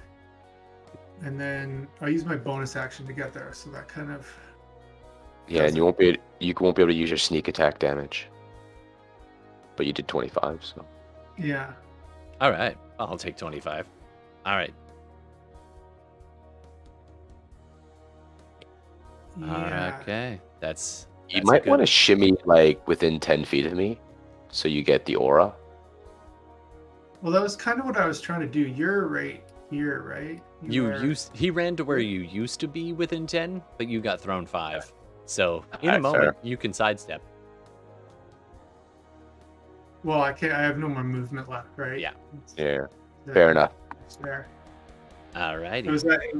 It was either that or shooting with a bow from far away, and I'm like, this will hurt more. Nice. Yeah. All righty, that's your turn. Thank you, Gex. Coming up next, Ashina, you have that one spell, your hand held up, holding that cloud above you, roiling with lightning energy, or you can do something else. What do you want to do? We'll strike it again. Nice. You climb out from underneath the tree limb and extend your fingers. I believe it's a dex save on its part. Dexterity is not really its strong suit. That makes sense. Yeah. Not a dexterous worm. That's Really full shouldn't damage. be. Go ahead and roll. There it 11. is. Nice. And any other effects on that? No, you can just keep targeting it all day long.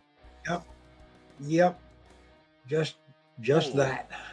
I want to You see what I these got. blackened Bonus burn action marks. wise. It's still looking really strong there. You see this small blackened mark where the lightning hit it. It's taken some hits, but it's pretty heavy duty creature. You got your finger up. What else you want to do? That was your action. As a bonus action, who's the one to the left of the worm? That's Talabah. Yes, that one. How damaged is he? Not I've taken 2 points of damage. How much? I've taken 2 damage. All right, who's the other one then? So you're looking for anybody who's injured. Can I get you? What's your passive perception? 17. Oh, okay, you did spot the regurgitated dwarf who was looking kind of rough. You made note of it as they made a hammer out of the earth in which they stuck this handle into and pulled it up, ready for action, then immediately got flung and it is up to their waist in sinking mud. And they look kind of All right. rough. I'll cast Healing Word. Let me see if I can find it on my spell listings here. You're gonna have to get a little closer to them, by about It's 10 feet by closer. sight. It's sight. It's 60 feet It's range. a bonus action. 60 feet range. So you're gonna have to. It's you can still not go very far, but 10 feet up in order to be able to see clearly enough and get it to go off. All right. And it's 2d4. Sure. Nice. So go ahead and Whatever roll. you want to cast that.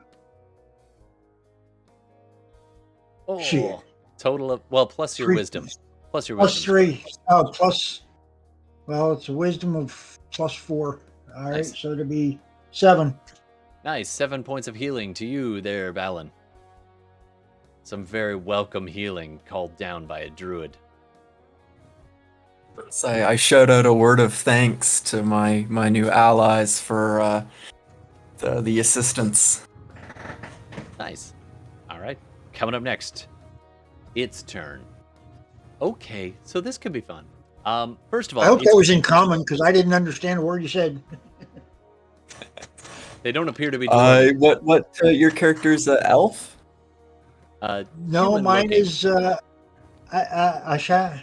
What the hell? Ashamar. What Oh, is it? Asmar, that's right. Okay, Ashamar. I would shout out to you in common then. All right. So as you're doing that, this massive purple worm is like chewing on the tree that it has in its mouth, and eventually it snaps and retreats in. And I'm gonna say that causes any attacks its turn to be disadvantage. So the tentacles lash out. One of them goes at Gex. Does an 18 hit your AC there, Gex? All right, do a DC 17 saving throw. Oh, and you also are going to take, 12 points. Woof, 12 points of bludgeoning damage. Is it a strength saving throw or a dex saving throw? This is actually, I would say either dex or strength. In the same way that you can choose to do athletics or acrobatics, so either one. Checks out. I'm not adding my bonus, right? Or am Yeah, I? you get to whatever your save says. Oh yeah, sorry. In that case, it's 22. Okay, so you manage, like, it hits you, you take 12 points of bludgeoning damage as it hits you. Well, bludgeoning and poison. It's about half and half. As this kind of sickening, like, sensation seeps in through the bludgeoned area. Just making contact with them, it leaves this weird numbness on contact. And numb and pain. It's the worst kind of. It's like the anti-Advil. Anyway. So you manage to not get grappled. You fling it off before it can wrap around you. Coming up next, Talithar, you're going to get one. Oh, that's going to hit. I rolled 17. So you take 12 points of bludgeoning damage, Talithar. I need you to do a dex or strength save, whichever one you prefer. Quick question: How many rounds is in 10 minutes? That's a good question. With this many people? 60, I believe. 60. Oh, yeah. Oh, in game. Each round is 60. Each round is 6 seconds. Yeah. Nice. Talithar, you shrug it off with a 26. So it does not grapple you, but you did take 6 bludgeoning, 6 poison. Coming up next, it's going to go after Matt Balin as a tentacle lashes out at you. You might actually want this to hit you. That's going to be 24 against your AC. Okay, I got an AC of 18. Okay, you take 6 points of bludgeoning and 6 points of poison damage. And I've got advantage against poison. I don't know if that does anything here. unfortunately, I was unless gonna it's say. resistance. But you know what? I believe it is both, if I recall correctly. Dwarves, Okay. I believe, have. So you're going to resistance only poison. take. I could be wrong. I could be wrong. You know what? I'll allow it anyway. You've been covered in this thing all Dwarves are day. resistant to poison. Yeah. So I think it's just save against poison and resistance against poison is what it says. Okay, There it so is. you Yeah, take this half is- damage of the poison, so you only take 3 points of poison for a total of 9. And the other thing that happens is, if you want to, you can resist its grappling by doing a dexterity save or a strength save. It's trying to grapple you and pull you in. Strength. You can also choose to fail. If you I'll wish. Let it do pull you a- out I'll of do that pit. Sorry, what was that, Matt? I got a 19. 19. Okay, so you failed. Oh no, you succeeded. Sorry, 17. So you managed to shrug off being grappled and kind of pull away, and then you realize, oh, you're now more like chest deep in this quicksand instead of waist deep at this point, as you're sinking quick. Didn't think of that. I'm a fighter. I'm not going to let this thing get me again. Yeah, Steve. Sorry, I just noticed. Gex could have used evasion on that move if you want to use the reaction for it.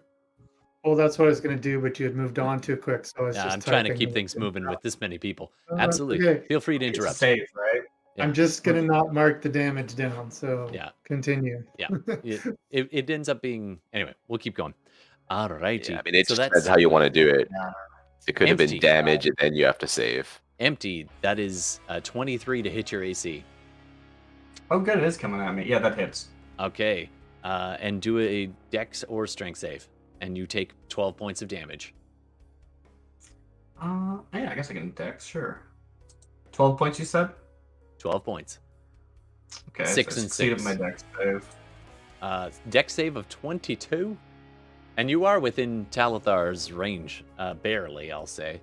So let's say you definitely succeed on the save and manage to sidestep the tentacle enough to not let it get caught. Yeah, it's got 6 attacks.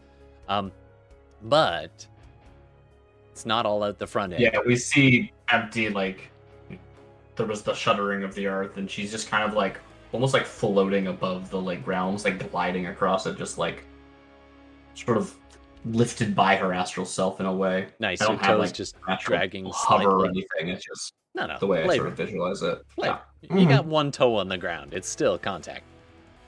Mhm. It's like ballerina toe, just dragging all across. I love it. Yeah. Meanwhile, down below, I'm gonna say Hilda. Almost like her body is just being dragged around by this astral thing. Down in the tunnel below, Jimmy, you see the tail of this thing suddenly squirt out towards you, just extending probably a good 10 feet further than it has any right to be. You're like, oh god. As it's like, pucker, turns into kind of a stinger attack and hits Hilda and she cries out, and she needs to do a Constitution saving throw. And I'll just roll for her. Somebody want to roll for Timely? I got it. I don't know what her bonus is. Right, Okay. yeah, just go flat for now. Izzle beat you to it, Jay. You know what? Okay. Do it. Do it both. It's poison. She has advantage anyway. I rolled You a rolled 4. so she A Izzle's 4 would be an and an 8. The dice have spoken. I'm sorry, Timely. She's probably got pretty good resistance to that. She takes 19 points of piercing damage as the 2 of the stingers dig into her, and then she pulses in pain and cries out, ah, and falls down as she takes a whopping amount of poison damage. Thankfully, not as much as a normal person would, but well, not that dwarves aren't normal, but a human would, but a dwarf will have taken some of that away. All right. She is on her knees, but she's still breathing down there. But the danger is in the tunnel below as well. Coming up next, Isolde, and then on deck, Jimmy. Okay, so I'm going to run up 25 feet. All right.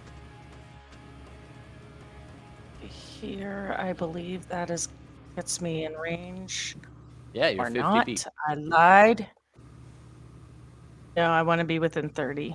Okay, you can make that. I am going to get you to do a deck save as you're walking past another section of uneasy terrain.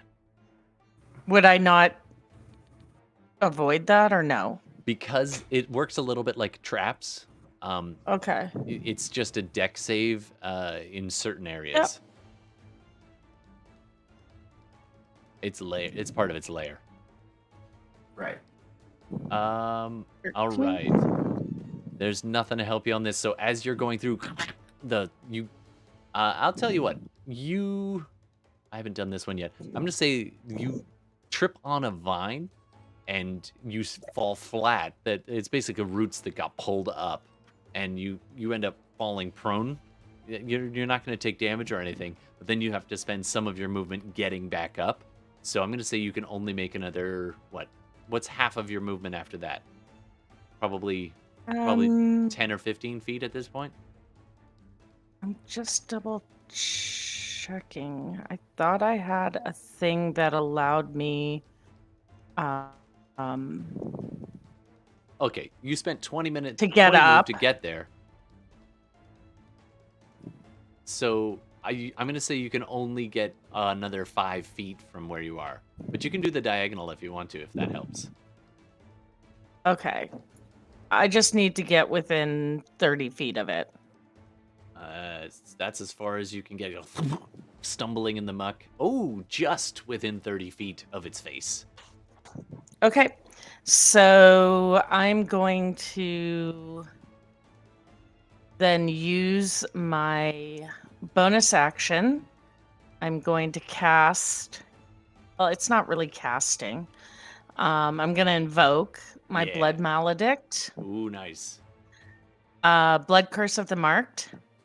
And I'm going to actually amplify it. Ooh. For 4 damage to Nice. myself. And so what does that look like when you invoke this? I feel like, you know how when I create my blood right, with my bow, I kind of slash my hand on it. I feel like I go deeper and harder when I do that. Nice. Because I'm amplifying the magic. So you're just getting back up, covered in muck and mud, and you just grab your bow, you use it to help you up, and it just digs in, your hand slides down the bow, and it just leaves this smear of blood along the darkened wood. And then you come up and ready to rock. So that is a 23 to hit for That's the a hit.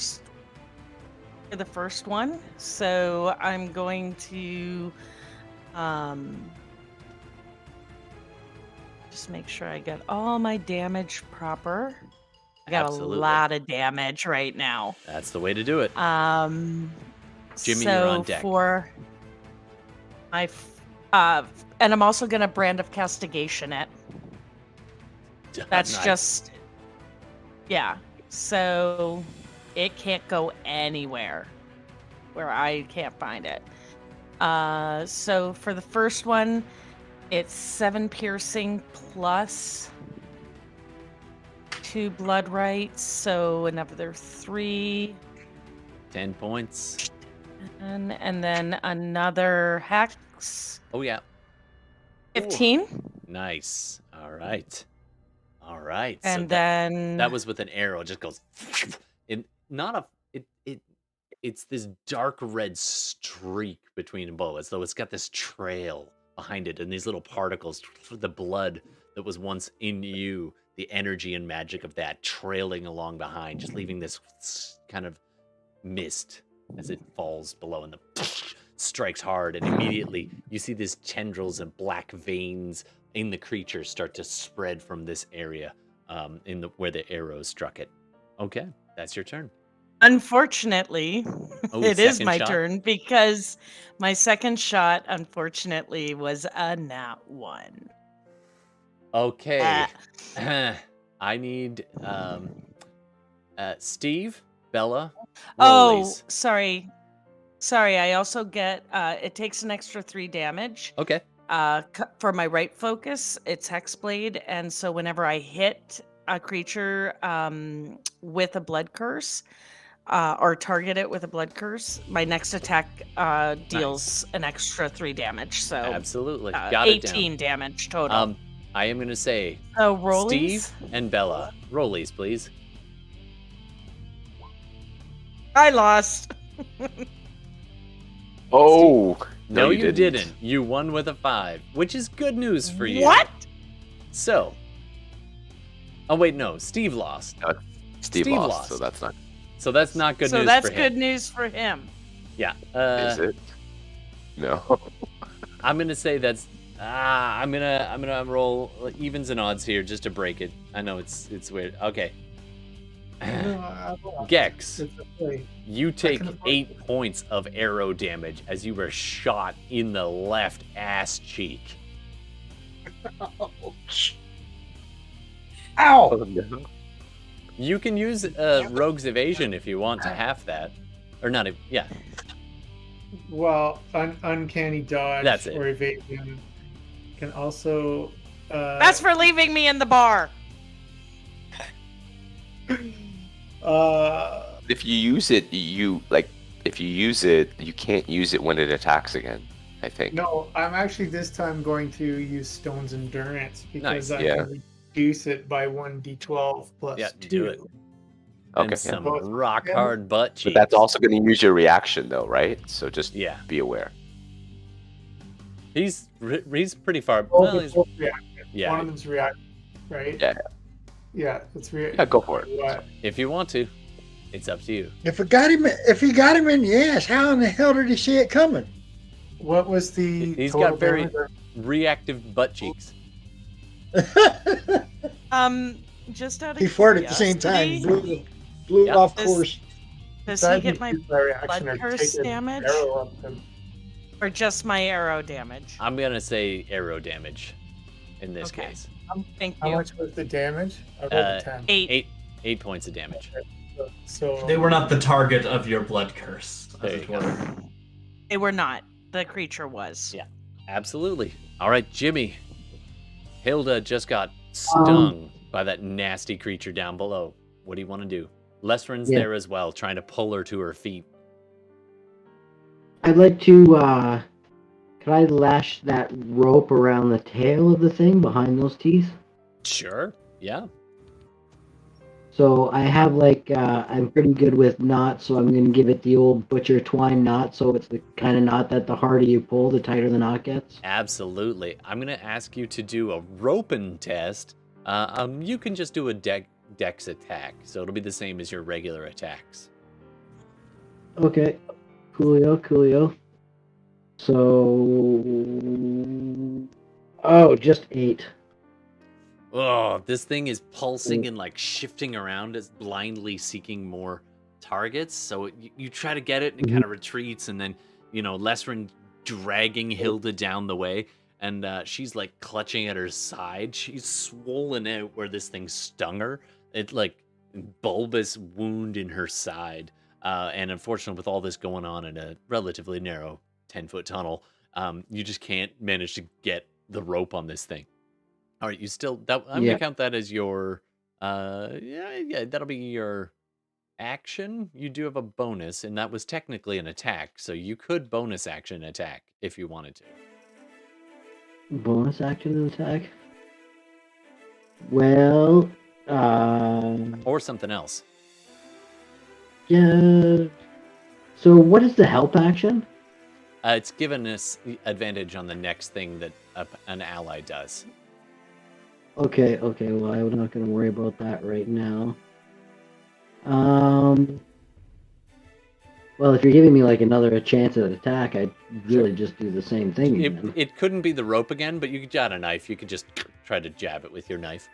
Okay, Make it a roll. I'm going to try to jam it sort of at the root part of where one of those fangs are. That's going to kind of be my target, right down, if it was a tooth, it would be right in the sort of in the gum line and kind of gouging down in the that bamboo sort of and area. the fingernail. Yeah. Sort of like that. What I'm really trying to do is hopefully if there's some type of poison, injecting venom tube in there, I would hope to sever that, or in any way totally loosen that thing in general. So hopefully Let's render see what it sort of happens. useful. Go ahead and roll.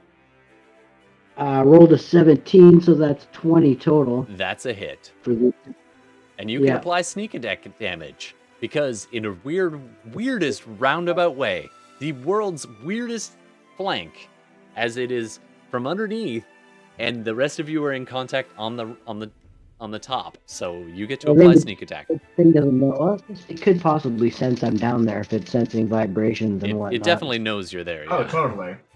Its attention is split, and that is the point of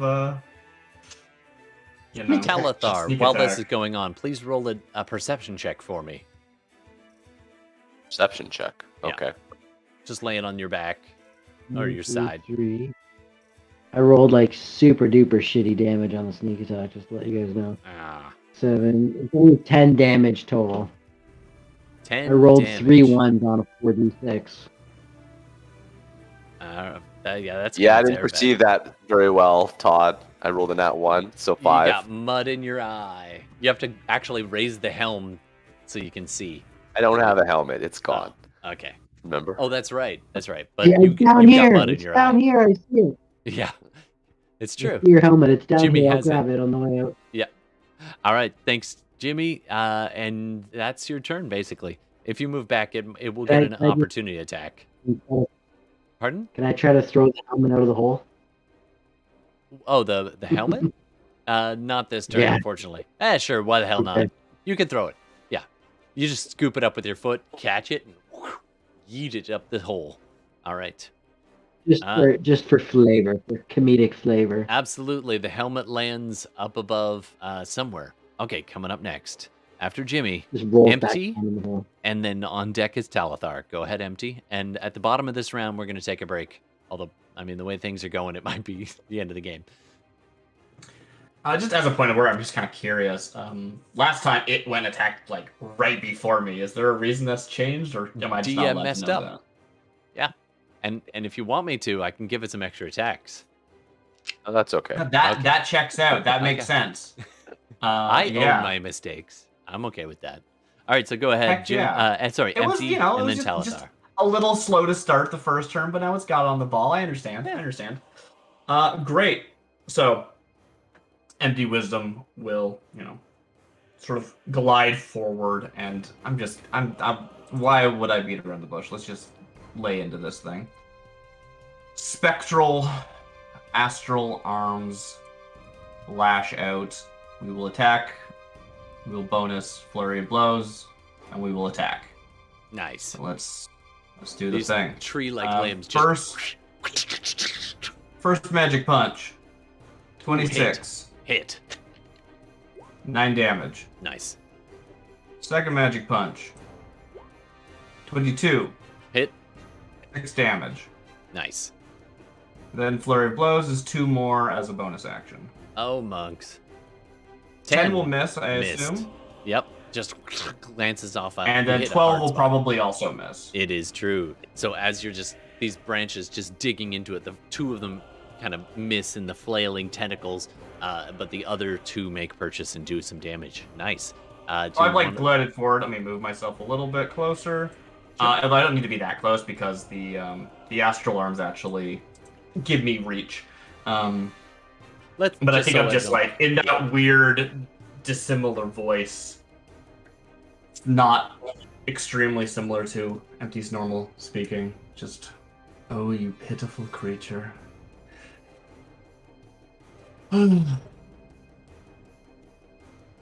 Why would you fight a battle like this? As if in Go ahead. answer. What's done. your passive perception, by the way, Empty? That's stupid. It's like 18 or something. I don't know. 18, yeah. Nice. Okay, so you get this. As you say that, there's another tentacle in its mouth that hasn't attacked. In fact, this one is different. The others Come at come me. from deep in the tongue. And this tentacle comes from the roof of the mouth down. And it looks almost like you've seen trees where they've grafted a branch from another tree. This looks like that. Into the roof of its mouth. And this shorter tentacle is just dangling there. It's got this little bulbous thing on the end. And as you say that, it looks at you. It is a single grotesque eye stalk with blood red veins running throughout it. Fairly black.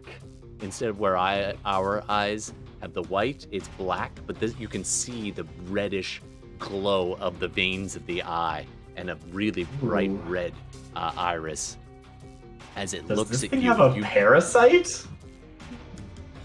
and you hear it kind of gurgle and shudder. There's no language involved, just this horrific.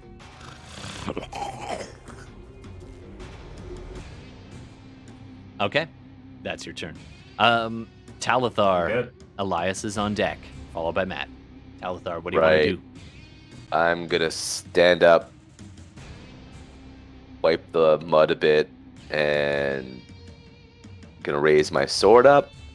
And with the voice, I am going to cast Wrathful Smite as a bonus action. Nice.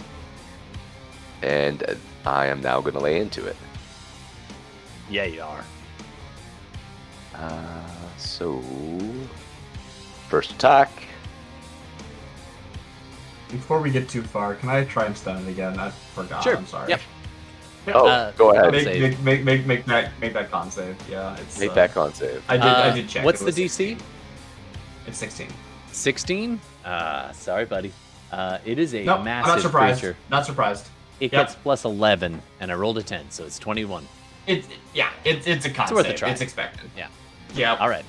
Talithar. I swing twice. First one 15, second one 26. First one, you go to... The footing is wrong, and your horse is getting up, and you actually swerve the blade to avoid your horse as you're bringing it down. So you're like, oh, you kind of pull that punch just a little much, and it glances off the rubbery hide. The second one, though, you spin it around and plunge it in with a good solid hit with the 26. Go ahead and roll your damage. Okay.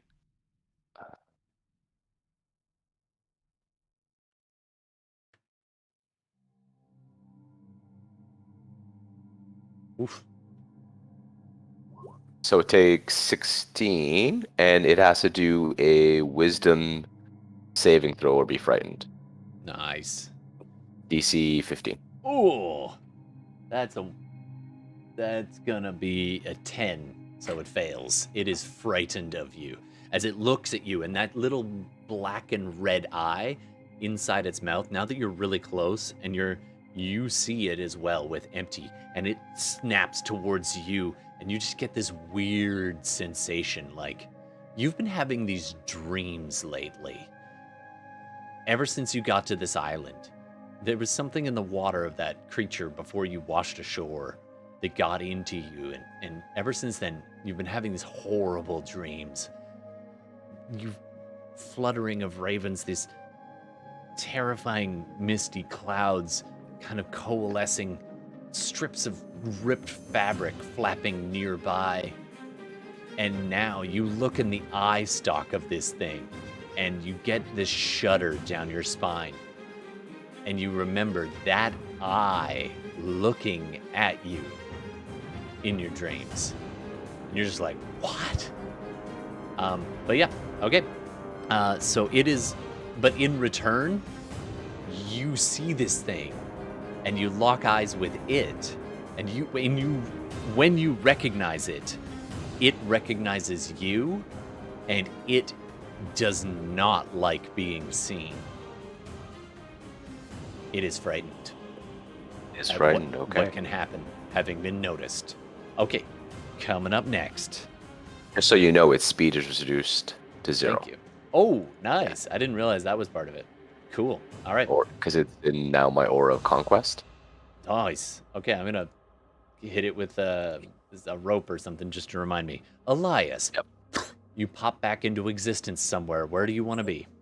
Yep. Quick question: if I were to attack it, do I get the flank advantage thing? Because Jimmy is still at the bottom, or no? I mean, from where you are,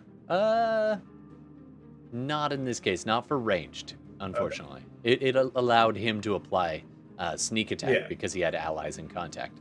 But for range, that's just not going to work, unfortunately. Yeah. Worth a it is shot. frightening. Though. Yeah. So, frightened. It gets disadvantage on ability rolls, right? Like a saving throw. Disadvantage on attacks against that which is frightening it. Okay. I think it has. It's ability on ability checks and attack rolls. Oh, is it? Yes. Oh, okay. Yeah. Mhm. So it's Okay, so yeah, that sounds good. Okay. I should Then look up my I'm gonna conditions. go- Which one do I do? You know what? I'm just gonna go. I'm gonna cast Mind Spike at level 4. Ooh. So that's a Wisdom saving throw. All right. So the ability check But- thing doesn't hurt it, but that's okay. I've been rolling like Oh, crap. okay. Yeah, because it doesn't have disadvantage on saving, just the ability Yeah. check. So, sorry. Can I change it up then? Yeah, you can Sorry. change Yeah, I'm gonna do Witch Bolt at level 4 then. So that's on me. Oh, wait, you get within range. You step up right next to where Isolde is kind of half kneeling, aiming her bow, just blood streaming down one of her arms. You come up there and extend your hand and just go ahead and make your attack. Yes. That's a 22. hit with 22. So that's Describe 5. what your Witch Bolt looks like. Eli once again is not a man of showmanship. He's very much, get the job done. So he just kind of holds out his staff and he's just like, strike it!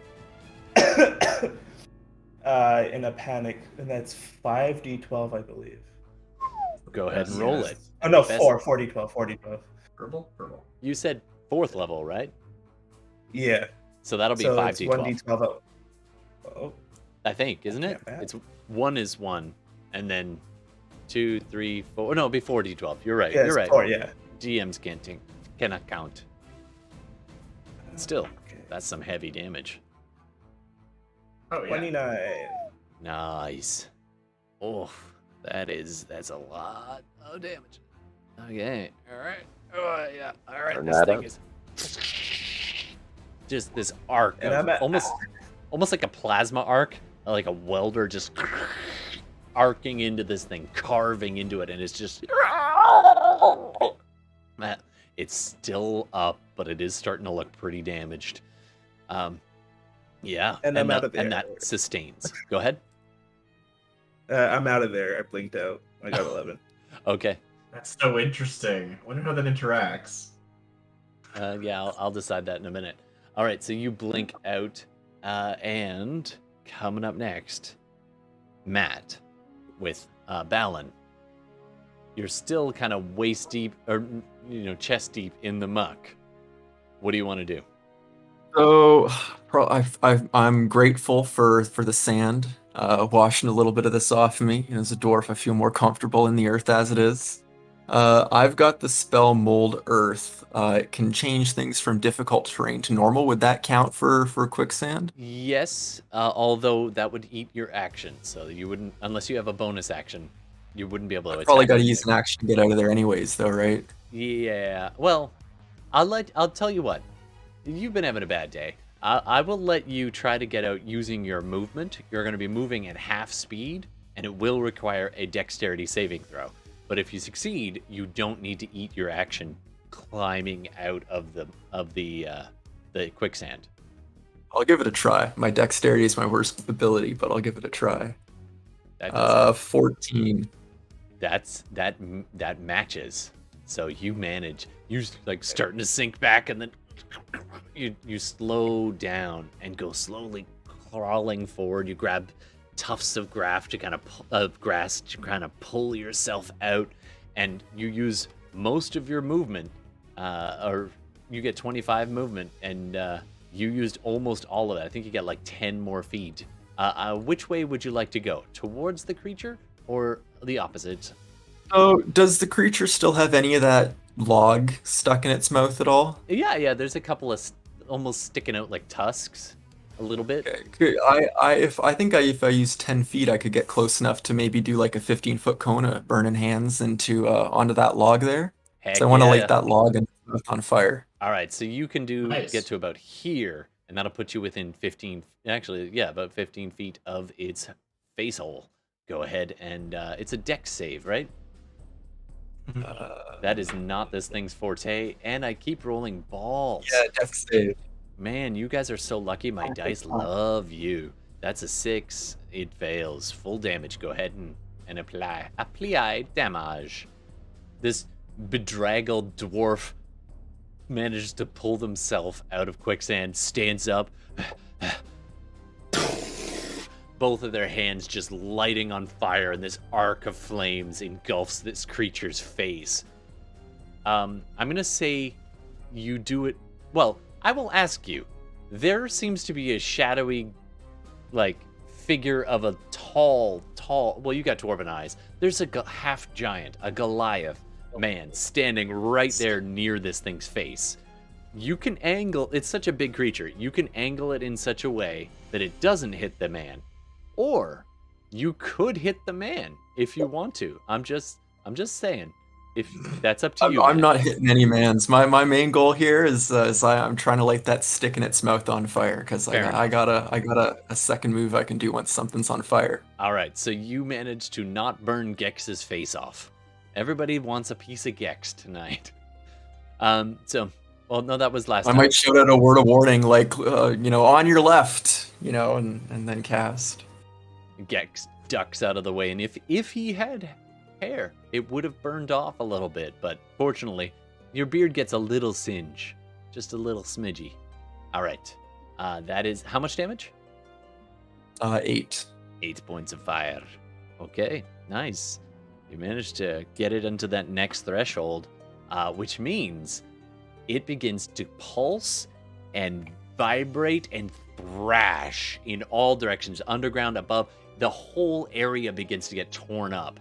There's now a visible line connecting where it popped out of the tunnel down to where it currently is. So the tunnel section all along here and all along here, all the way down where I'm drawing a good 15-20 foot, because it thrashes one way then the next as it churns up the earth. In fact, you see at this point pretty far back, kind of right here, part of it burst up. You can see this arc of its back as it's thrust up and the earth falls away.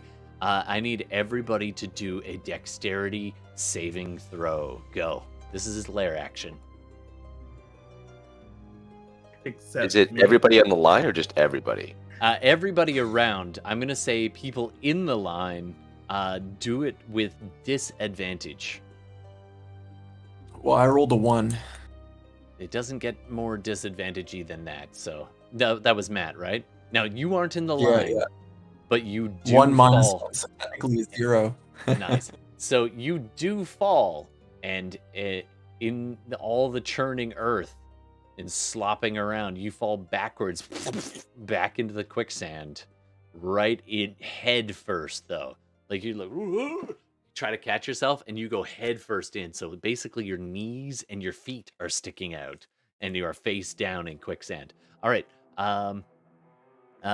Let's hear how everybody else did. Let's start around the horn. Bella, or Isolde. At disadvantage, I got an 11. Okay, that's a fail. So you fall into the pit, taking, that's going to be 15. It's softened, so you're going to take half of this, but you're going to take 15 points of falling damage, half. So that's going to be, I'll round down, say 7 points of bludgeoning falling damage as you fall into the pit that it leaves. That is no longer a tunnel, it is now a trench. Elias, you aren't there, so you don't fall yet. But the ground you were just standing on is no longer there. All right, let's keep going. Empty wisdom. I rolled a 6. I think even with Gordon's, that's 10. So. 10 is a fail. So you fall and actually, what do you want? Do you want pit or tree? I'll let you decide. What do you mean by tree? Pit or tree? The worst game ever. I'll choose to fall. Okay, you fall into the pit, and you take. You can do acrobatics for half if you like. I will use my reaction to slow fall. Nice. See me you don't take any damage. But once again, this astral body, just guys, technically my body isn't astral. That's a separate little thing. Blah blah blah. The mask and arms are sort of falling slower than my body is, and it's basically holding it so that it doesn't land as hard as it otherwise would. Absolutely. So you end up. It's in almost the like a separate entity. Yeah. And it's just kind of you're slowly drifting down as these things are grabbing the sides and easing your way down. And you are in the trench, but you are not hurt. Okay, let's keep going down. Jimmy. 20. 20. With Nice. disadvantage. Even with disadvantage, it Roll is that thrashing left, right, and center. I'm going to ask you, sir, to egg or not to egg? I'll say 2 egg. Okay, so you see these sides of the tunnel caving in and the opening and the top falling down, and you see part of the roof, a big chunk of root is holding this rock, and it gives way. The rock begins to fall, and you have a split-second decision. Do you want to grab one of these kind of pearlescent eggs or not? And you say yes. Yeah. So you Yes. dive, grab, and roll out of the way, and just clutching this foot-long, oblong kind of larval sac egg type thing, and you scoot out of the way, saving the egg from certain doom. Okay. Lesran fails. Bludgeoned by Roof. And he actually is going to take, let's say, he takes some damage and is pinned to the ground for now. Same thing with Hilda, although Lesran covers up Hilda so she doesn't take much more beating. Okay, let's keep going around. Balin, we already dealt with you in the Nat 1. You're face down in quicksand. Not the way up that is recommended. Ashina, how did you do? Rolled an 8. Oh, that's not good. So, you, my good sir, or my good Aslamar, madam, you get the tree.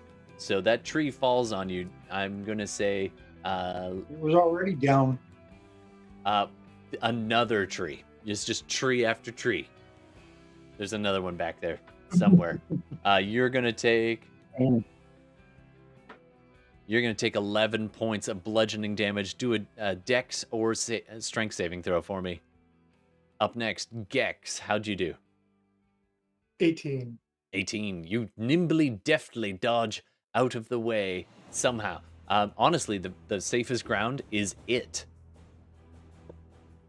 So I'm going to say... Well, I'll give you a choice. You can jump for, like, out of the trench, or you can jump onto the worm. What's it going to be?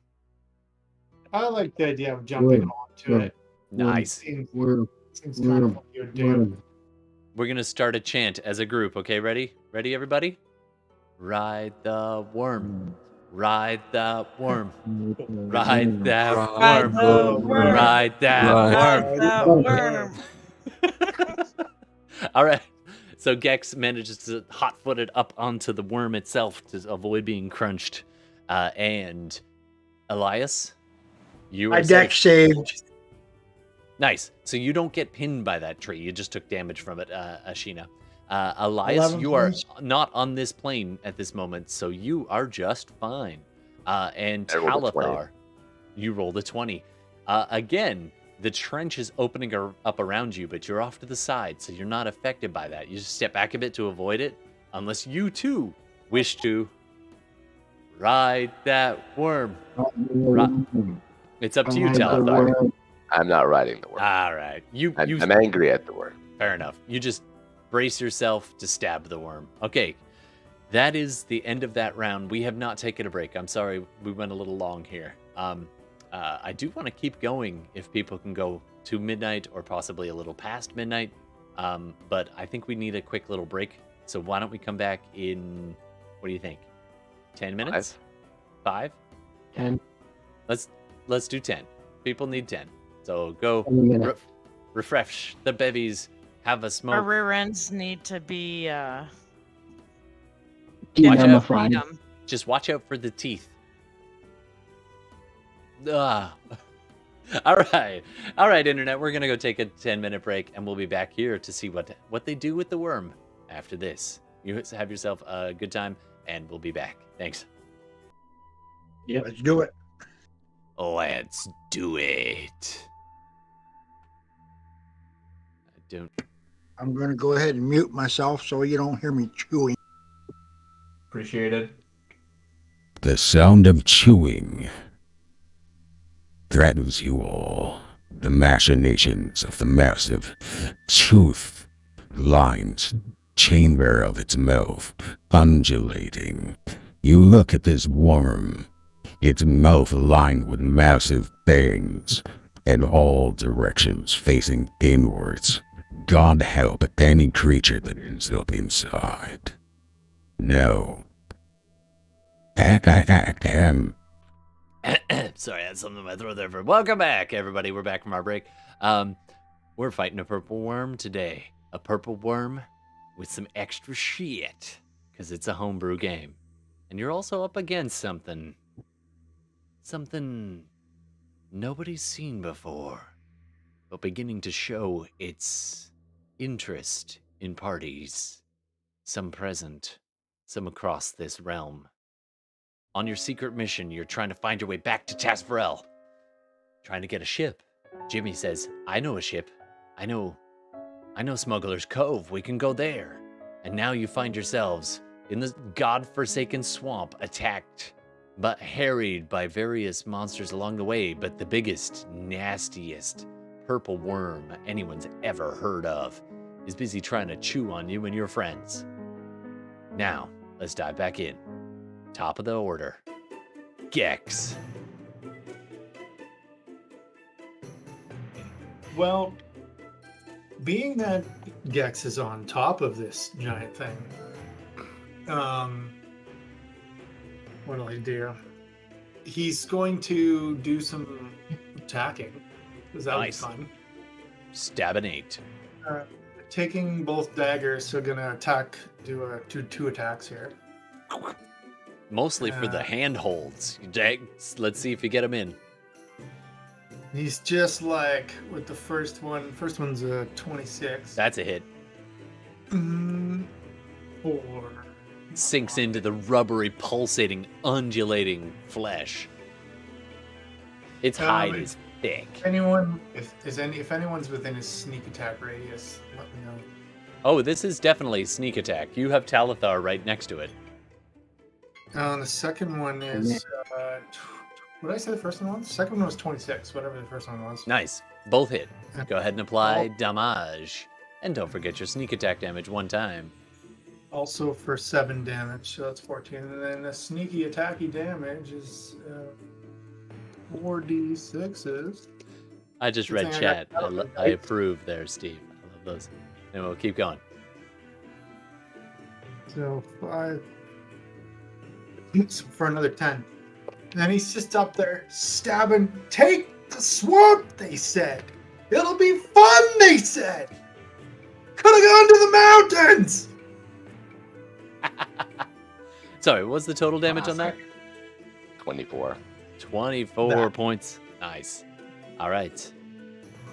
Oof. This is starting to add up. You can see this thing is ragged tears in its flesh, burn marks in several places. It's got a freaking chunk of tree in its gizzard, which is now burning like a torch. And it is still going. That little tiny eye stalk inside, flicking back and forth, taking it all in as though desperate for every detail, every weakness, every strength that it can gather. Now, Ashina, you're next. Then something. Then the worm. I'll level with you. This is the worm. Then Isolde. I'm a peek behind the DM screen. Next save. Is that a concentration? Did he have to roll any concentration checks? Oh, that's right. Oh, yes. Yes, please roll Constitution. It's just 10 is your target. Yeah, you probably pass. So just. Constitute, where is it? Oh my god. Con save? Yep. Con. Ooh. I guess I broke. Oh. It happened at exactly the same time as you go to call for lightning and the tree is like literally last second one of the branches finally falls. So you reach up, you're almost prone, you're just like calling to the sky for help. And a branch clobbers you. You know what? You know what, Donnie? Because you made choices, and choices matter in this game, you roll that con save with advantage, my friend. Go ahead. Do it. And I'll explain why in a second. Do it. Hey, there. 17.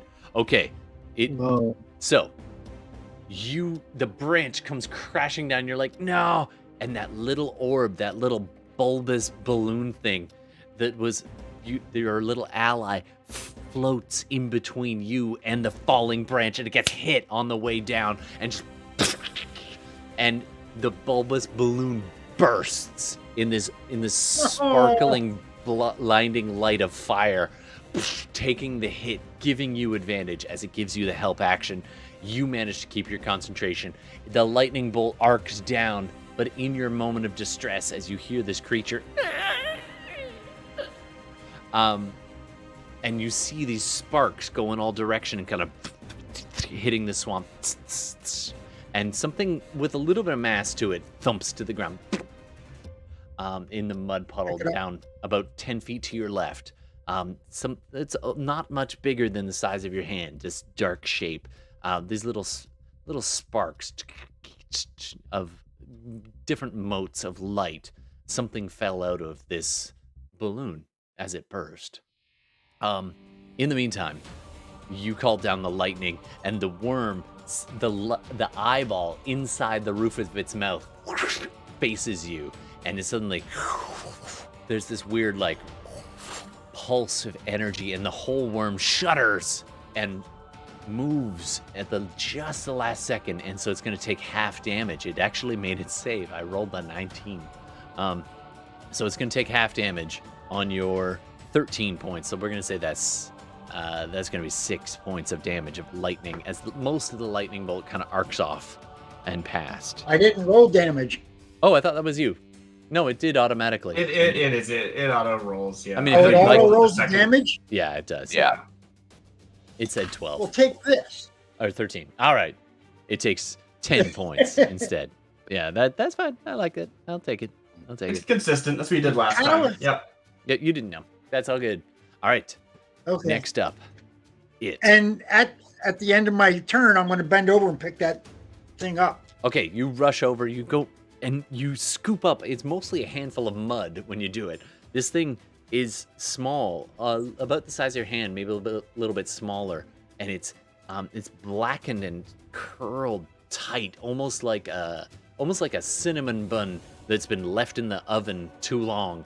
But it's kind of squishy. You just get this sense that this is very delicate, whatever the hell this is, and you kind of cradle it and try to protect it. It's just like it was before when I picked it up the first time.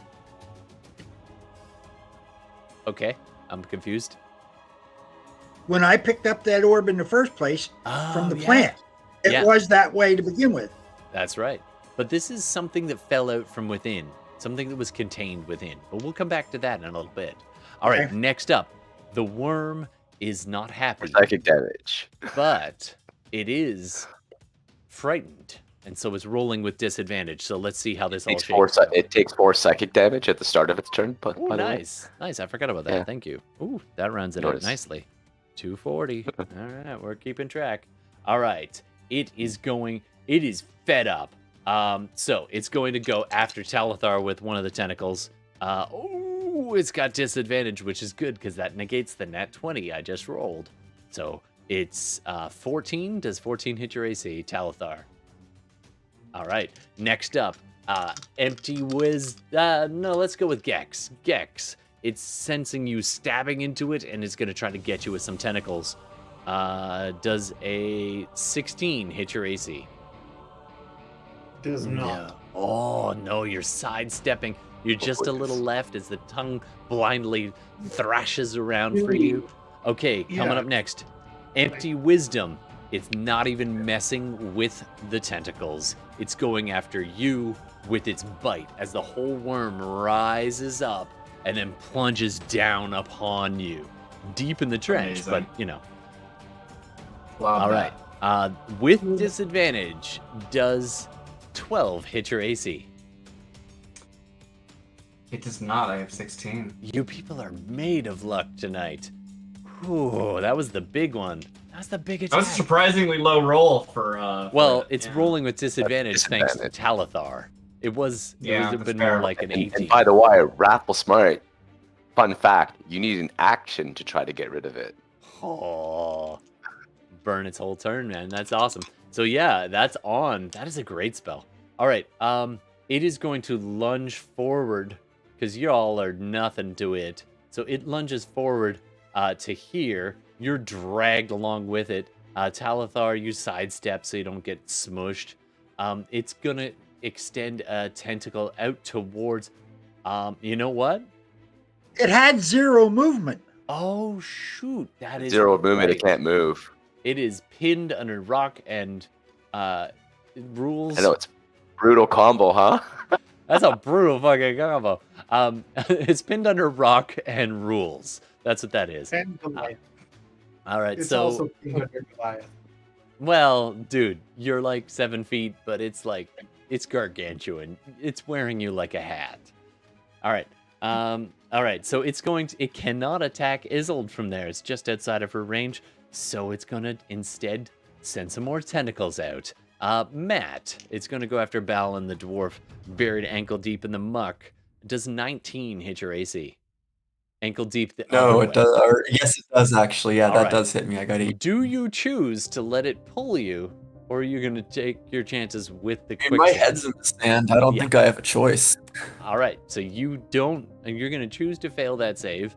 So it gets you. You take 12 points of bludgeoning and poison damage. So 6 and 6. So 6 points bludgeoning, 6 points poison. So you'll actually take 9 points total because your poison's halved. So, and you are pulled 15 feet. 5, 10, 15.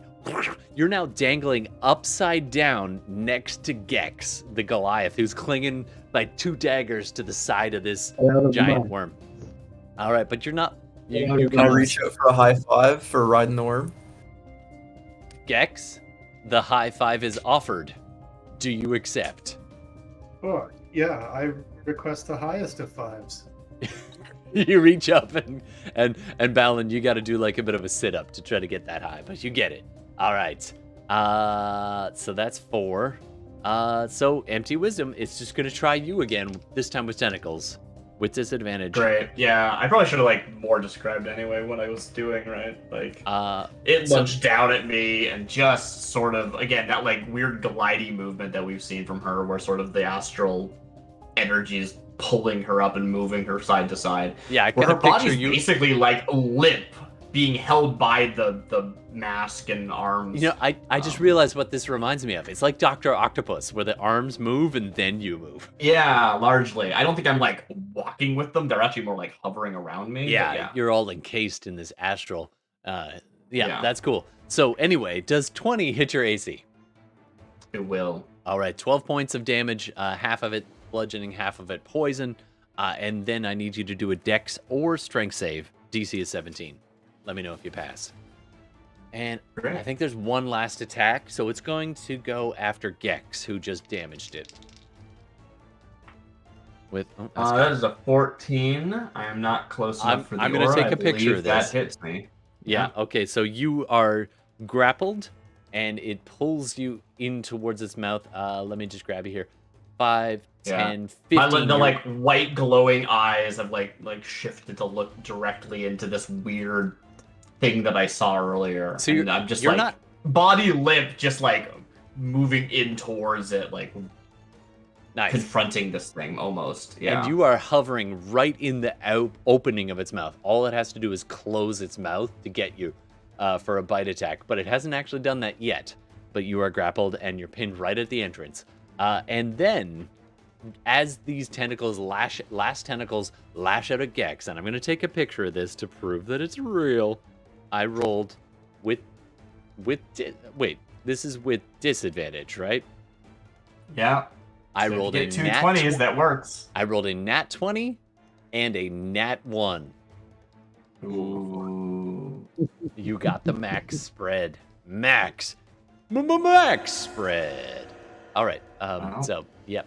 That. Whenever I spread, I always try to do it to the max. It's a good idea. Okay, I'm trying to think of the worst possible thing this thing could grab onto. You'd write that down as a future sponsor's idea. Max spread. All right. I'm gonna say It's that a dessert, like it's a sandwich topping. Max. Yeah, Spencer. exactly. Yeah.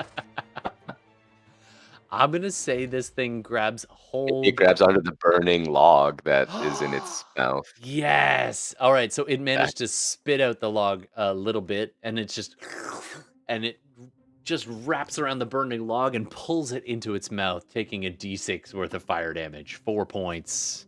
That's Seems a legit. thing. That just happened. All right.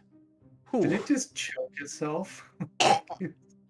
I mean, it can swallow that. It's just the fact that it's on fire. Yeah. Yeah, that is hurt. And it goes down, but it goes down hot. All right, coming up next, Isolde. Jimmy's on deck. What do you want to do, Isolde? You are prone to Okay. start because you got tossed down that pit. Yeah, I'm gonna use my movement to try to get out, Okay. if I can do that. You're going to be going. It's difficult terrain, so half your movement to stand up and half your movement to climb. But I'm going to get you to do an athletics check for me to see how well you climb the sides.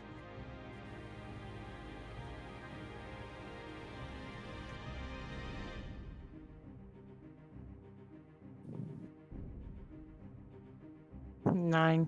Oh, so it's one of these where you're climbing, you get almost to the top, and you fall scrambling backwards, and you end up taking half damage on this.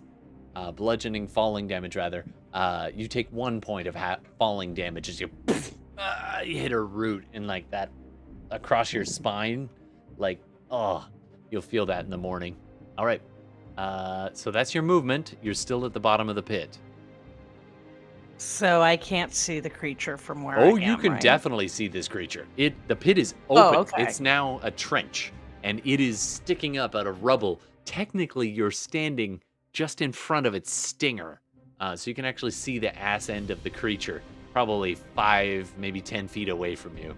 But it's Right. half buried in the rubble, so when it Right. moves, you notice it. Otherwise, it kind of blends with the dirt.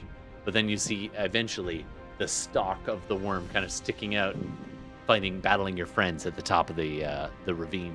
I'll take it. All right, I'm going to use. So I did roll my con save because my hex is a concentration. You're all such good players. I had rolled it before. I rolled a 7, and I've only got a modifier of 2, so I failed. So I've lost my hex. Sometimes you what lose it your is. hex. It is what it is. All right. Well, all right. You Sometimes can your bring head it up loses again you. if you want I'm to. going to. No, I'm not going to use it. I'm going sure it's to almost use done.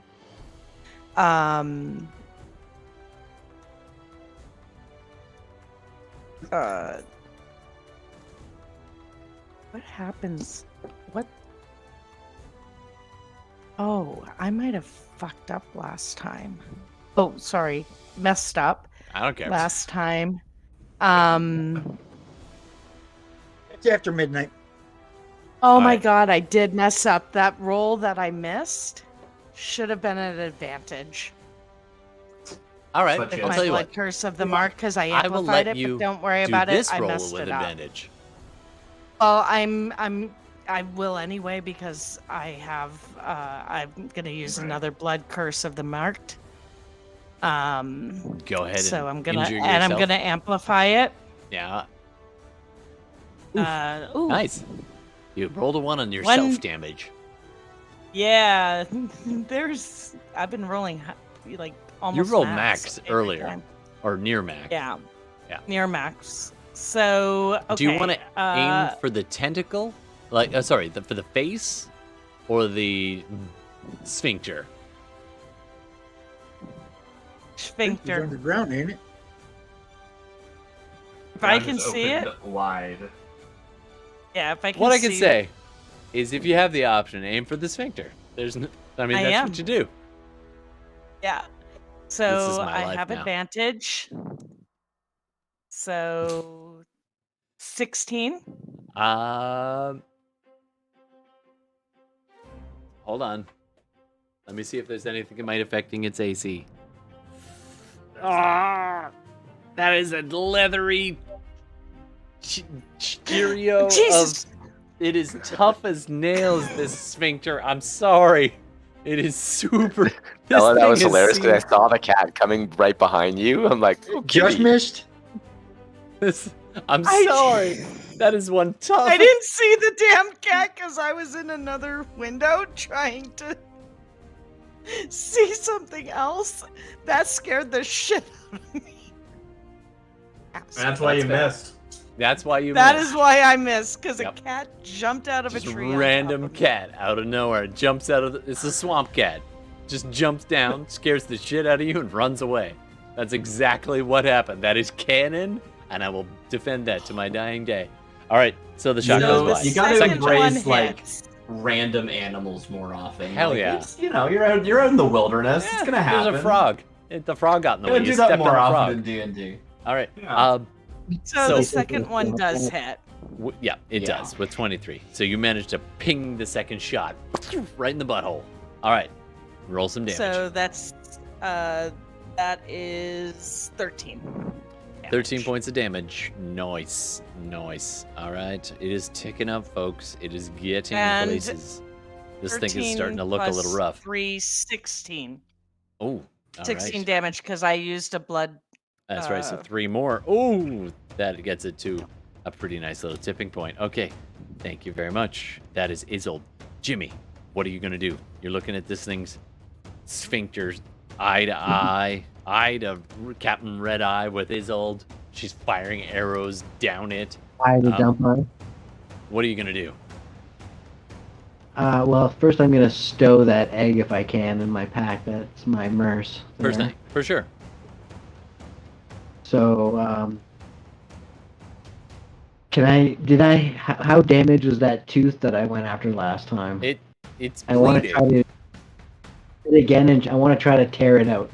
Nice, go for it. Make your attack. So I You're want to gonna get just dissect get over there this and worm. actually grab onto it with one hand, and then jab down in the root and be like. Ah, it's like dissection class in grade 9. You're just like, take this worm. Make your roll. Let's see if I can. That is 19 total. That's a hit. All You're right. prying at it. Go ahead and roll your attack? damage with sneak attack because it is most definitely engaged. Even though you're not near it. Oh, you had to move a little 7, forward, by the way. 10, 11, 12, 13 damage. Alrighty. And you're rolling sneak attack, yeah? Just double checking. Yeah. Alright. It is looking pretty hurt. That is one bleeding sphincter. As you pry at the... You're giving it a waked root canal is what you're doing. On this Did I get sphincter it? mouth. Sure. Why the hell not?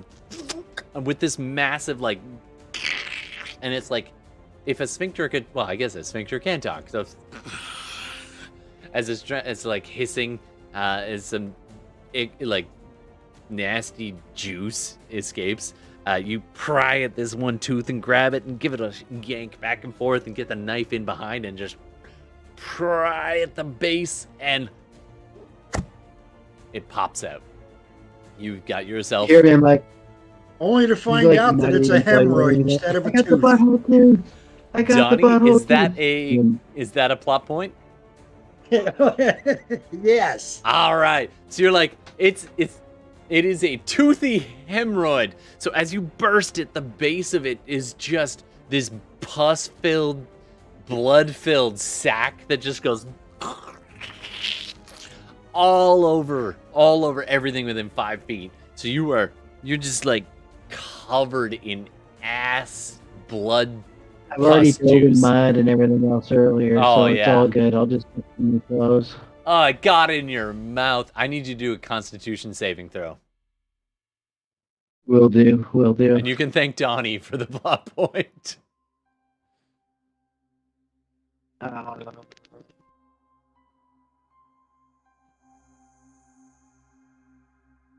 Oh shit, my dice fell. Hold on.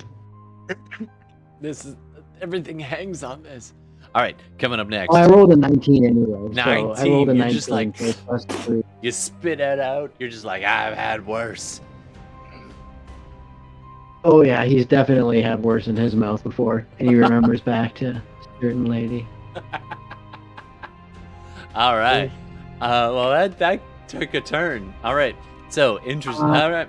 I'll use a bonus action just to sort of disengage and start to try to crawl my way up this rubbly hillside to try to get out, scurry away. Sort of now. I've got an egg. I've got a tooth. I'm gonna I'll say use the tooth to kind of straighten my way up. Yeah, you're kind of climbing back this way, torch in one hand, dagger in another. Oh no, tooth in one hand, dagger in another. You're climbing up the hill. You get to the almost to the crest of the hill on the left. Is there still like a pussy sack attached to it all that's like still there? It's or dangling. is It's that not just a exploded? clean thing. Like there's root to this, and there's like blood vessels still attached. It is just nasty, and you can still see it's still kind of pulsing. And there's this little sack that's pulsing at the bottom end of it, and you see this stuff. Yeah, it's nasty. It's nasty. All right, do a athletics check for me to see how far up the cliff you get, and then we're moving on to empty, and then Tal's on deck. We got 8 minutes. You can do this, folks. You're close. I will give you that. You are very Oh, close. I rolled a 16 that time, so a good Nice. roll, 16. All right, Jimmy, you yeah. the classic hand over the top of the cliff. You're just pulling yourself. Egg sack, ichor, all that. You're up at the top. Coming up next, empty. What are you doing? You're in its frickin' mouth. Yeah, we see Empty just like hoisted up by all of this stuff, you know, directly in front of this odd, what appeared to Empty as a like parasite maybe attached into the mouth. I don't know if I can tell if that's what it is or not, but it's something like that. It is. Now you are an interesting thing, aren't you? And I'm going to unleash my normal attacks, but I am really trying to like the astral branches just like are basically grasping at it and trying to dislodge it from the creature. All right, I'm gonna say let's do 3 of your attacks to soften it up, and then 1 of your attacks is going to be a grapple attempt. Go ahead. Sure. Yeah. All right. It is First rooted one? in there. You can see these. That is a 12. That is not gonna hit. You hit the rubbery inside of the mouth, and it just takes it. Second is a 22. 22 hits. You see that it shudder to the left a little bit. 10 points. For 9 damage. Whoa. 9. It's rolling an extra 1 because I'm gonna show just the camera online. It doesn't know if I had crit or not. The way that this is 9 points of force. Nice. You're getting there. It's softening. It's weakening. You can see some of the blood vessels that are tying this eye stalk weakening and beginning to dislodge some of the blackened veins that are pulsing up towards the top of this thing, weakening with it. Okay, keep going. Third attack misses. 10. It's a hardy inside, and it's pulsing and writhing. All right, that grapple attempt. Grapple it. Get it. All right, so I think this is just the same roll? I'm not sure, because I'm using like my astral stuff to grapple. I think you can use wisdom plus athletics instead of strength. I think it's still athletics though, yeah. I do get the I do get the wisdom instead of strength, but so I don't have athletics as a benefit, so it's this roll, but don't include my proficiency. Sure. So that is a 17. 17. I gotta honor the dice, otherwise the dice punish me. You grab this thing and just like, yeah, and your astral form. Now, quick question for you, Empty. Do you grab it with your physical self or your astral self? My physical self is just limp in the body, except for like maybe my head, right? Like, yeah, shoulders and up is Okay. like alive, and my body, my arms and my like legs are just hanging here. Actually, kind of grappled by the like tentacles, right? But even if they weren't they'd be just like slumped. Yeah. So it's this like massive you reach up and astral. you grab this thing and you get the grab, and then because it's your astral self, you sort of connect with it on a certain level that wouldn't normally be, even if it was physical, you would connect with it. But as your astral form begins to squeeze this stalk and the eye is locked with yours, this pulsing reddish, red-blooded eye on the end of this stalk is looking at you, and you almost Make an hear insight check. in your head, no, you get this for free. Wow. I have the worm. It's all yours. Oh no. I'll get another. I'm looking for you. It's not the worm I want. And as you say that, the stalk with the eye fades from this world. And the worm wakes up and writhes in a way that's a little different. It's more natural. It's not puppety and jerky anymore. It's like, is there anything I can do to... I rolled a nat 20 on that, by the way, on the resist of the grapple, which is why it got away. Sure, yeah, that makes sense. But like, did I sense something leaving this like parasite, or was it that the parasite was a like being interacted with remotely? Does that make sense? The parasite... Do I feel like a spirit leave it and go into the astral, or do I feel that it was just a magical anchor for something somewhere else? You get the impression, because you're so attuned to the astral plane, this was an implanted thing in this monstrous creature, in the worm itself. And when you went to grab it, it wanted to get away so badly that it chose to disengage. And the eye stalk and all of that like dissolved in ashes, and you get a handful of like soot basically, and a little and so this That's cool. Just to jump in, if that was an ability check, it does roll at a disadvantage. All right, so you know it's still fair. afraid. Yeah, that's fair. That is fair.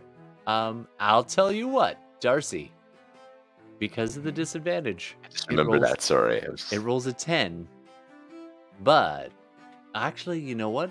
I've talked myself into a corner. I'm gonna say it's not the purple worm's strength. It's this other thing's strength. And strength ain't its bag, that's baby. fair. And so you get it. Okay. You grab, you astrally grab onto this thing and don't let the physical remnant go.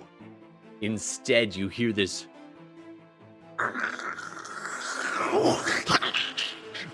as it still severs. It wants to leave so badly. It does get away, but it leaves the eye stalk behind.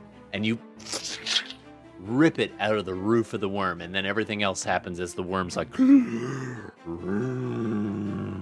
just begins to move. I've dislodged the anchor, but the spirit within it is gone. Exactly. Not that those are specifically what's happening, but like that's basically that's essentially what happens because of disadvantage. Cool. Frickin' Talithar.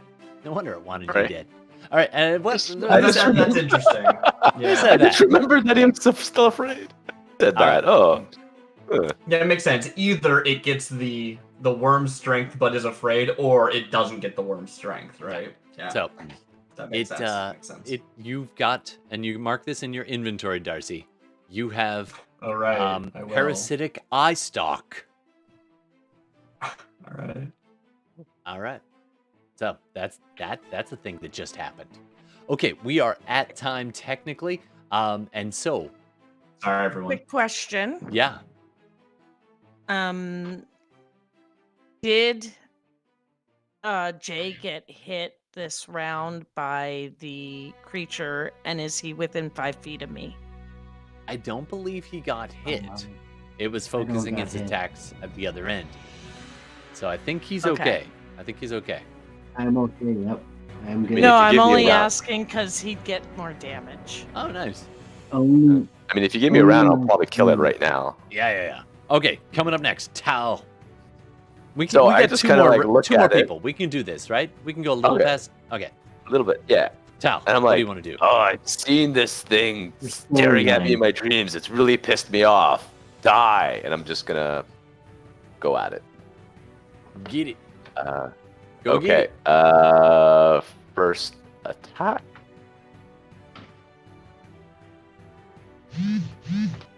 You leap up on this. It's not next to this good. thing. How'd you do? Not good at all. Ooh. There have been a lot of nat ones. I know. I'm gonna say do a dexterity saving throw, sir. Okay. Fair enough. After that nat 1 before the second swing.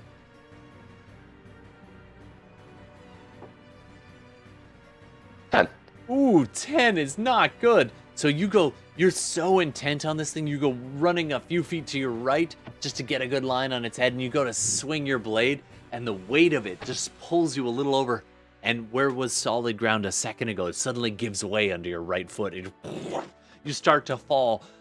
In a desperate attempt, you still get your second attack with a 27 on that. So you swing the blade as you're falling, and you dig it in and ride the blade down its body, and it finds purchase and just leaving this red trail that opens up. You are literally dissecting the worm, and the innards start pouring out around you as you fall to the bottom of the pit. You're going to take some falling damage here. I'm gonna do Divine Smite second level, and I'll roll my damage. Yeah. So you're going to take 9 points of falling damage, bludgeoning. Okay. As you hit the bottom, you ride all the way down to the bottom, using your blade as a stop. Roll damage. Take 25. Oh, that. Wait, let me do the math. Hold on. How do you want to do this? Go ahead and describe it, Gordon. So I'm just kind of digging in, kind of falling, sliding down with it, and I've just kind of like used my divine energy to just do the radiant damage, like, oh, let's die, and snarl, and then I just kind of fall hard on the ground as it just, the innards just start to pour out of it. It shudders, and it just kind of slumps over. Nice. And the whole thing just shudders. And Empty and Gex, I need you to do an acrobatics check. Yeah, if it like is still holding Empty as it falls, I think I just get pulled with it. But if it like lets go, I'll just once again activate the stillness and the astral strength. Since it will was sort of your slowly bring me to the ground. Absolutely. Gordon, since it was your kill, I'm going to get you to do a D12, sir. It's a 12 o'clock. So up is 12, and then all the way around. Oof. Just have it be the cool thing. Why make it random? 2 o'clock. 2 o'clock. All right, so it falls. Oh no. All right. That's what I would Matt. have suggested. So great, perfect. Matt, I need you to do Balin, do an acrobatics check for me. I hate to do this to you, pal. Welcome to the table, but it's going to be disadvantaged because you were held upside down. As it falls in that direction, its head in the direction of Matt and Gex. Gex, you kick off, do a almost perfect backflip, and land on the lip of this cliff, just teetering, and then you plant, and you're okay. You are totally fine, sir. Matt, how'd you do on your save? I've got a 10. On your acrobatics? Ooh! Thump and smush. So we're gonna deal with you in a second. I'm gonna call that some pretty heavy weight damage of this creature as it falls on you. And Empty, how did you do on your acrobatics? Maze. Oh, I didn't bother rolling it, but sure, I can.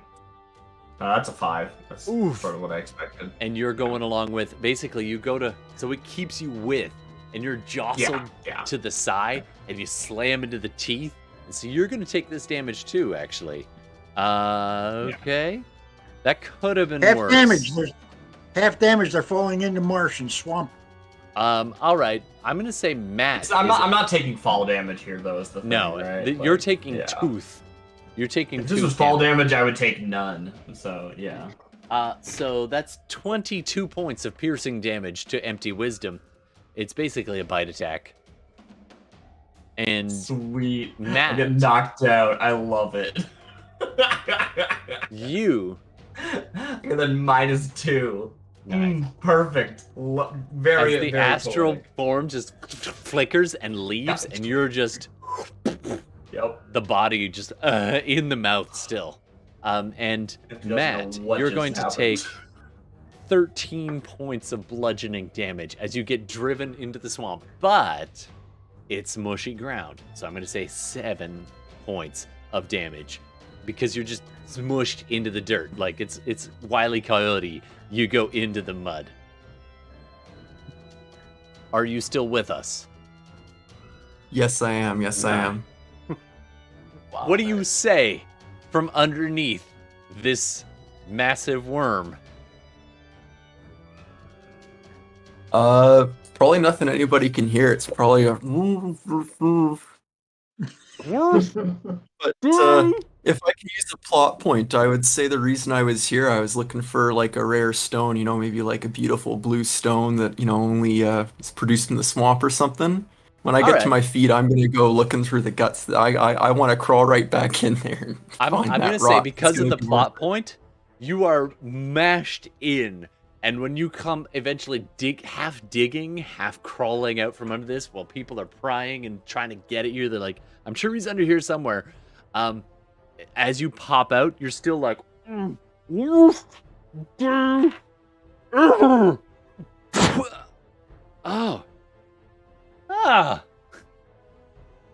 found the blue stone you wanted. You all had to mark it on your inventory.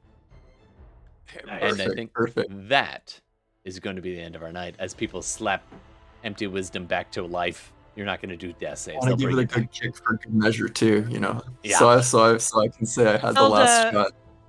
I can run up and heal him. Hilda would have healed him. Fair. Or I would have healed him. I just. Oh yeah, there's enough paladins here. I don't have to do it. I just probably would have walked up and go. Here The we party go. takes a few deep breaths over the corpse of the dead purple worm. Jimmy takes off his boot and it's like empties pus out of it, like.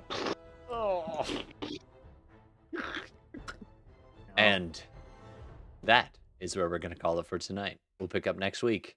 We'll see you Tuesday, folks. Tuesday, 9 o'clock. Beautiful. For those, thank you so much.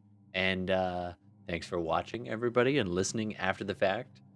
If you enjoyed our stuff, please hit the button to do the follow, the like, the whatever, the subscribe. Please do the thing. It's a big help. And if you really want to, you could also do a review so that, people are like, hey, does not suck too bad. They like silly jokes. I don't know, but I'm not going to put words in your mouth. You say what you want. You could say we suck real bad, and we put words in your mouth. I don't know. Anyway, thanks very much, everybody. Any shout outs? Oh, we need a name for tonight's episode. You already got 2. But the listeners haven't heard them.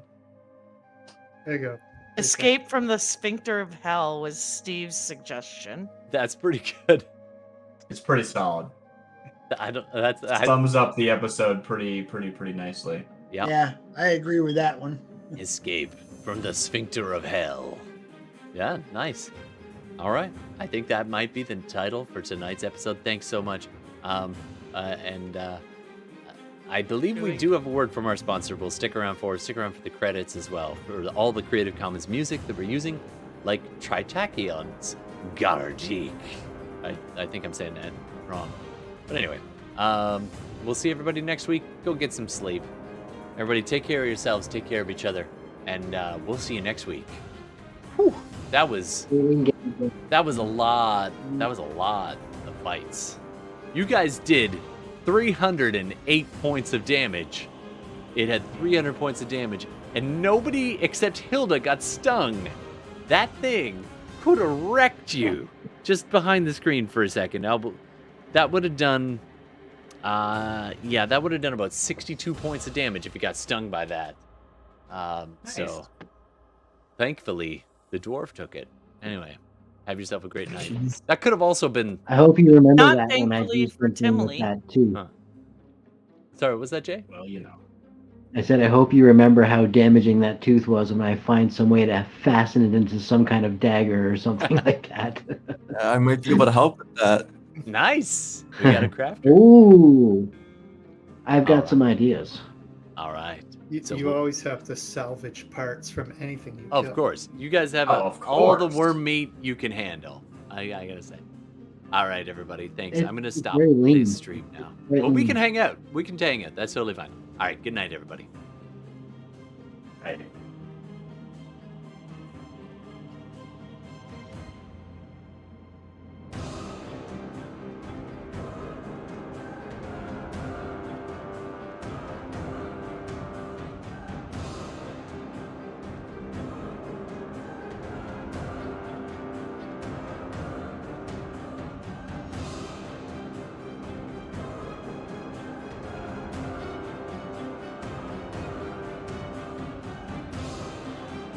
You can throw to it there.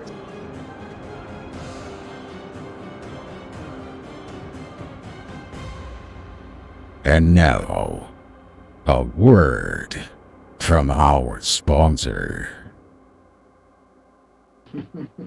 This week's sponsor. This week's episode brought to you by Uncle Lesserin's Lizard Loungewear. When you want to give that special Saurian someone something sexy, check out our cloaca enhancing push-up negligee with built-in heating to take care of those exothermic needs while turning up the heat in your partner's pajamas. Custom fittings available. Scale polish and buffing services available. Use code Primordial Ooze for 25% discount for Valentine's Day. Also get a free jar of Maximum Spread. Come down to Uncle Lestern's Lizard Loungewear. Yeah, okay. I should have expected that. That got me. We'll see you next week. Again, keep That going. is worth losing a little bit of sleep to have heard that.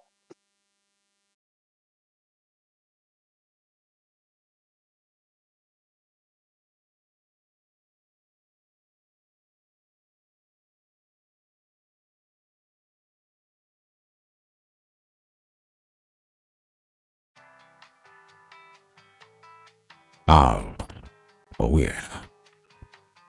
Maximum spread.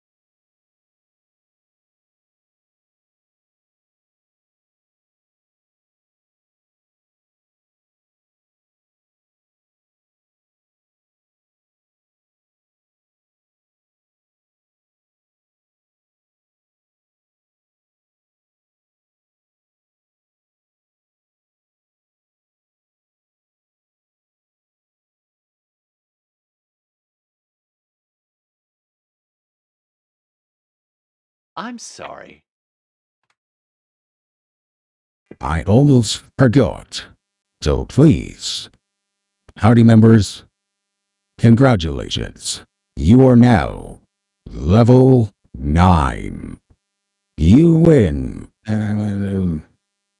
this round of Dungeons and Dragons.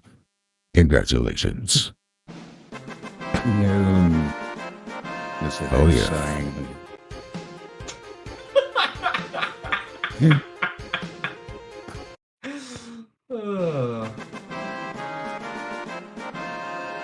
Wait a minute. We were only level 7. How'd we go up 2 levels? We A were lot of us were 8. We're You- 8? I was level 8. You were level 8. Yep. Motherfucker. How am I level 7 then? Oh, 9's a big deal. That's an extra proficiency bonus. Nice. My Yep. God. But yeah. Hey, congratulations. I've been totally underplaying. That's amazing. I By the way, mean, just full It's disclosure, not a we are on huge stream. difference. 7 and 8. Oh, sorry. No, Oops. no. I'm glad. That's I just fine, didn't want that's fine. anybody to start like saying their social insurance number or something. I mean, there can't be that big a difference between 7 and 8. It's a pretty. I it's not a get massive. psychometry. Do at you? That can be a big deal. Well, at 9, sure, yeah, exactly. At 8, you would get your ability score improvement or feat, and like that can be significant if you had something you wanted to do with it. Otherwise, it's just like +1, whatever, you know. Wouldn't change much. It can make a difference in some cases for sure.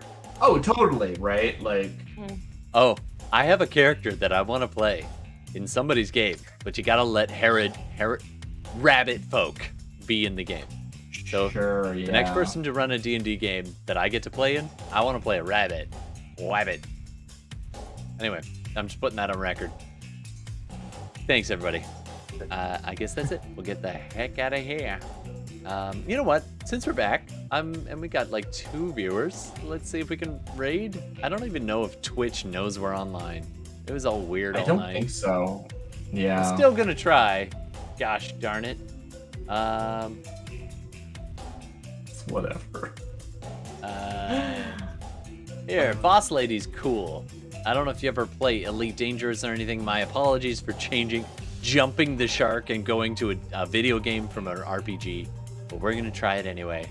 I have no idea if it's gonna work because I don't know if we're active on Twitch right now. But Boss Lady is cool. Go watch her play Internet Spaceships. It's a good time. Yep, that's it. I'm gonna get the hell out of here. Meh. Wachoo.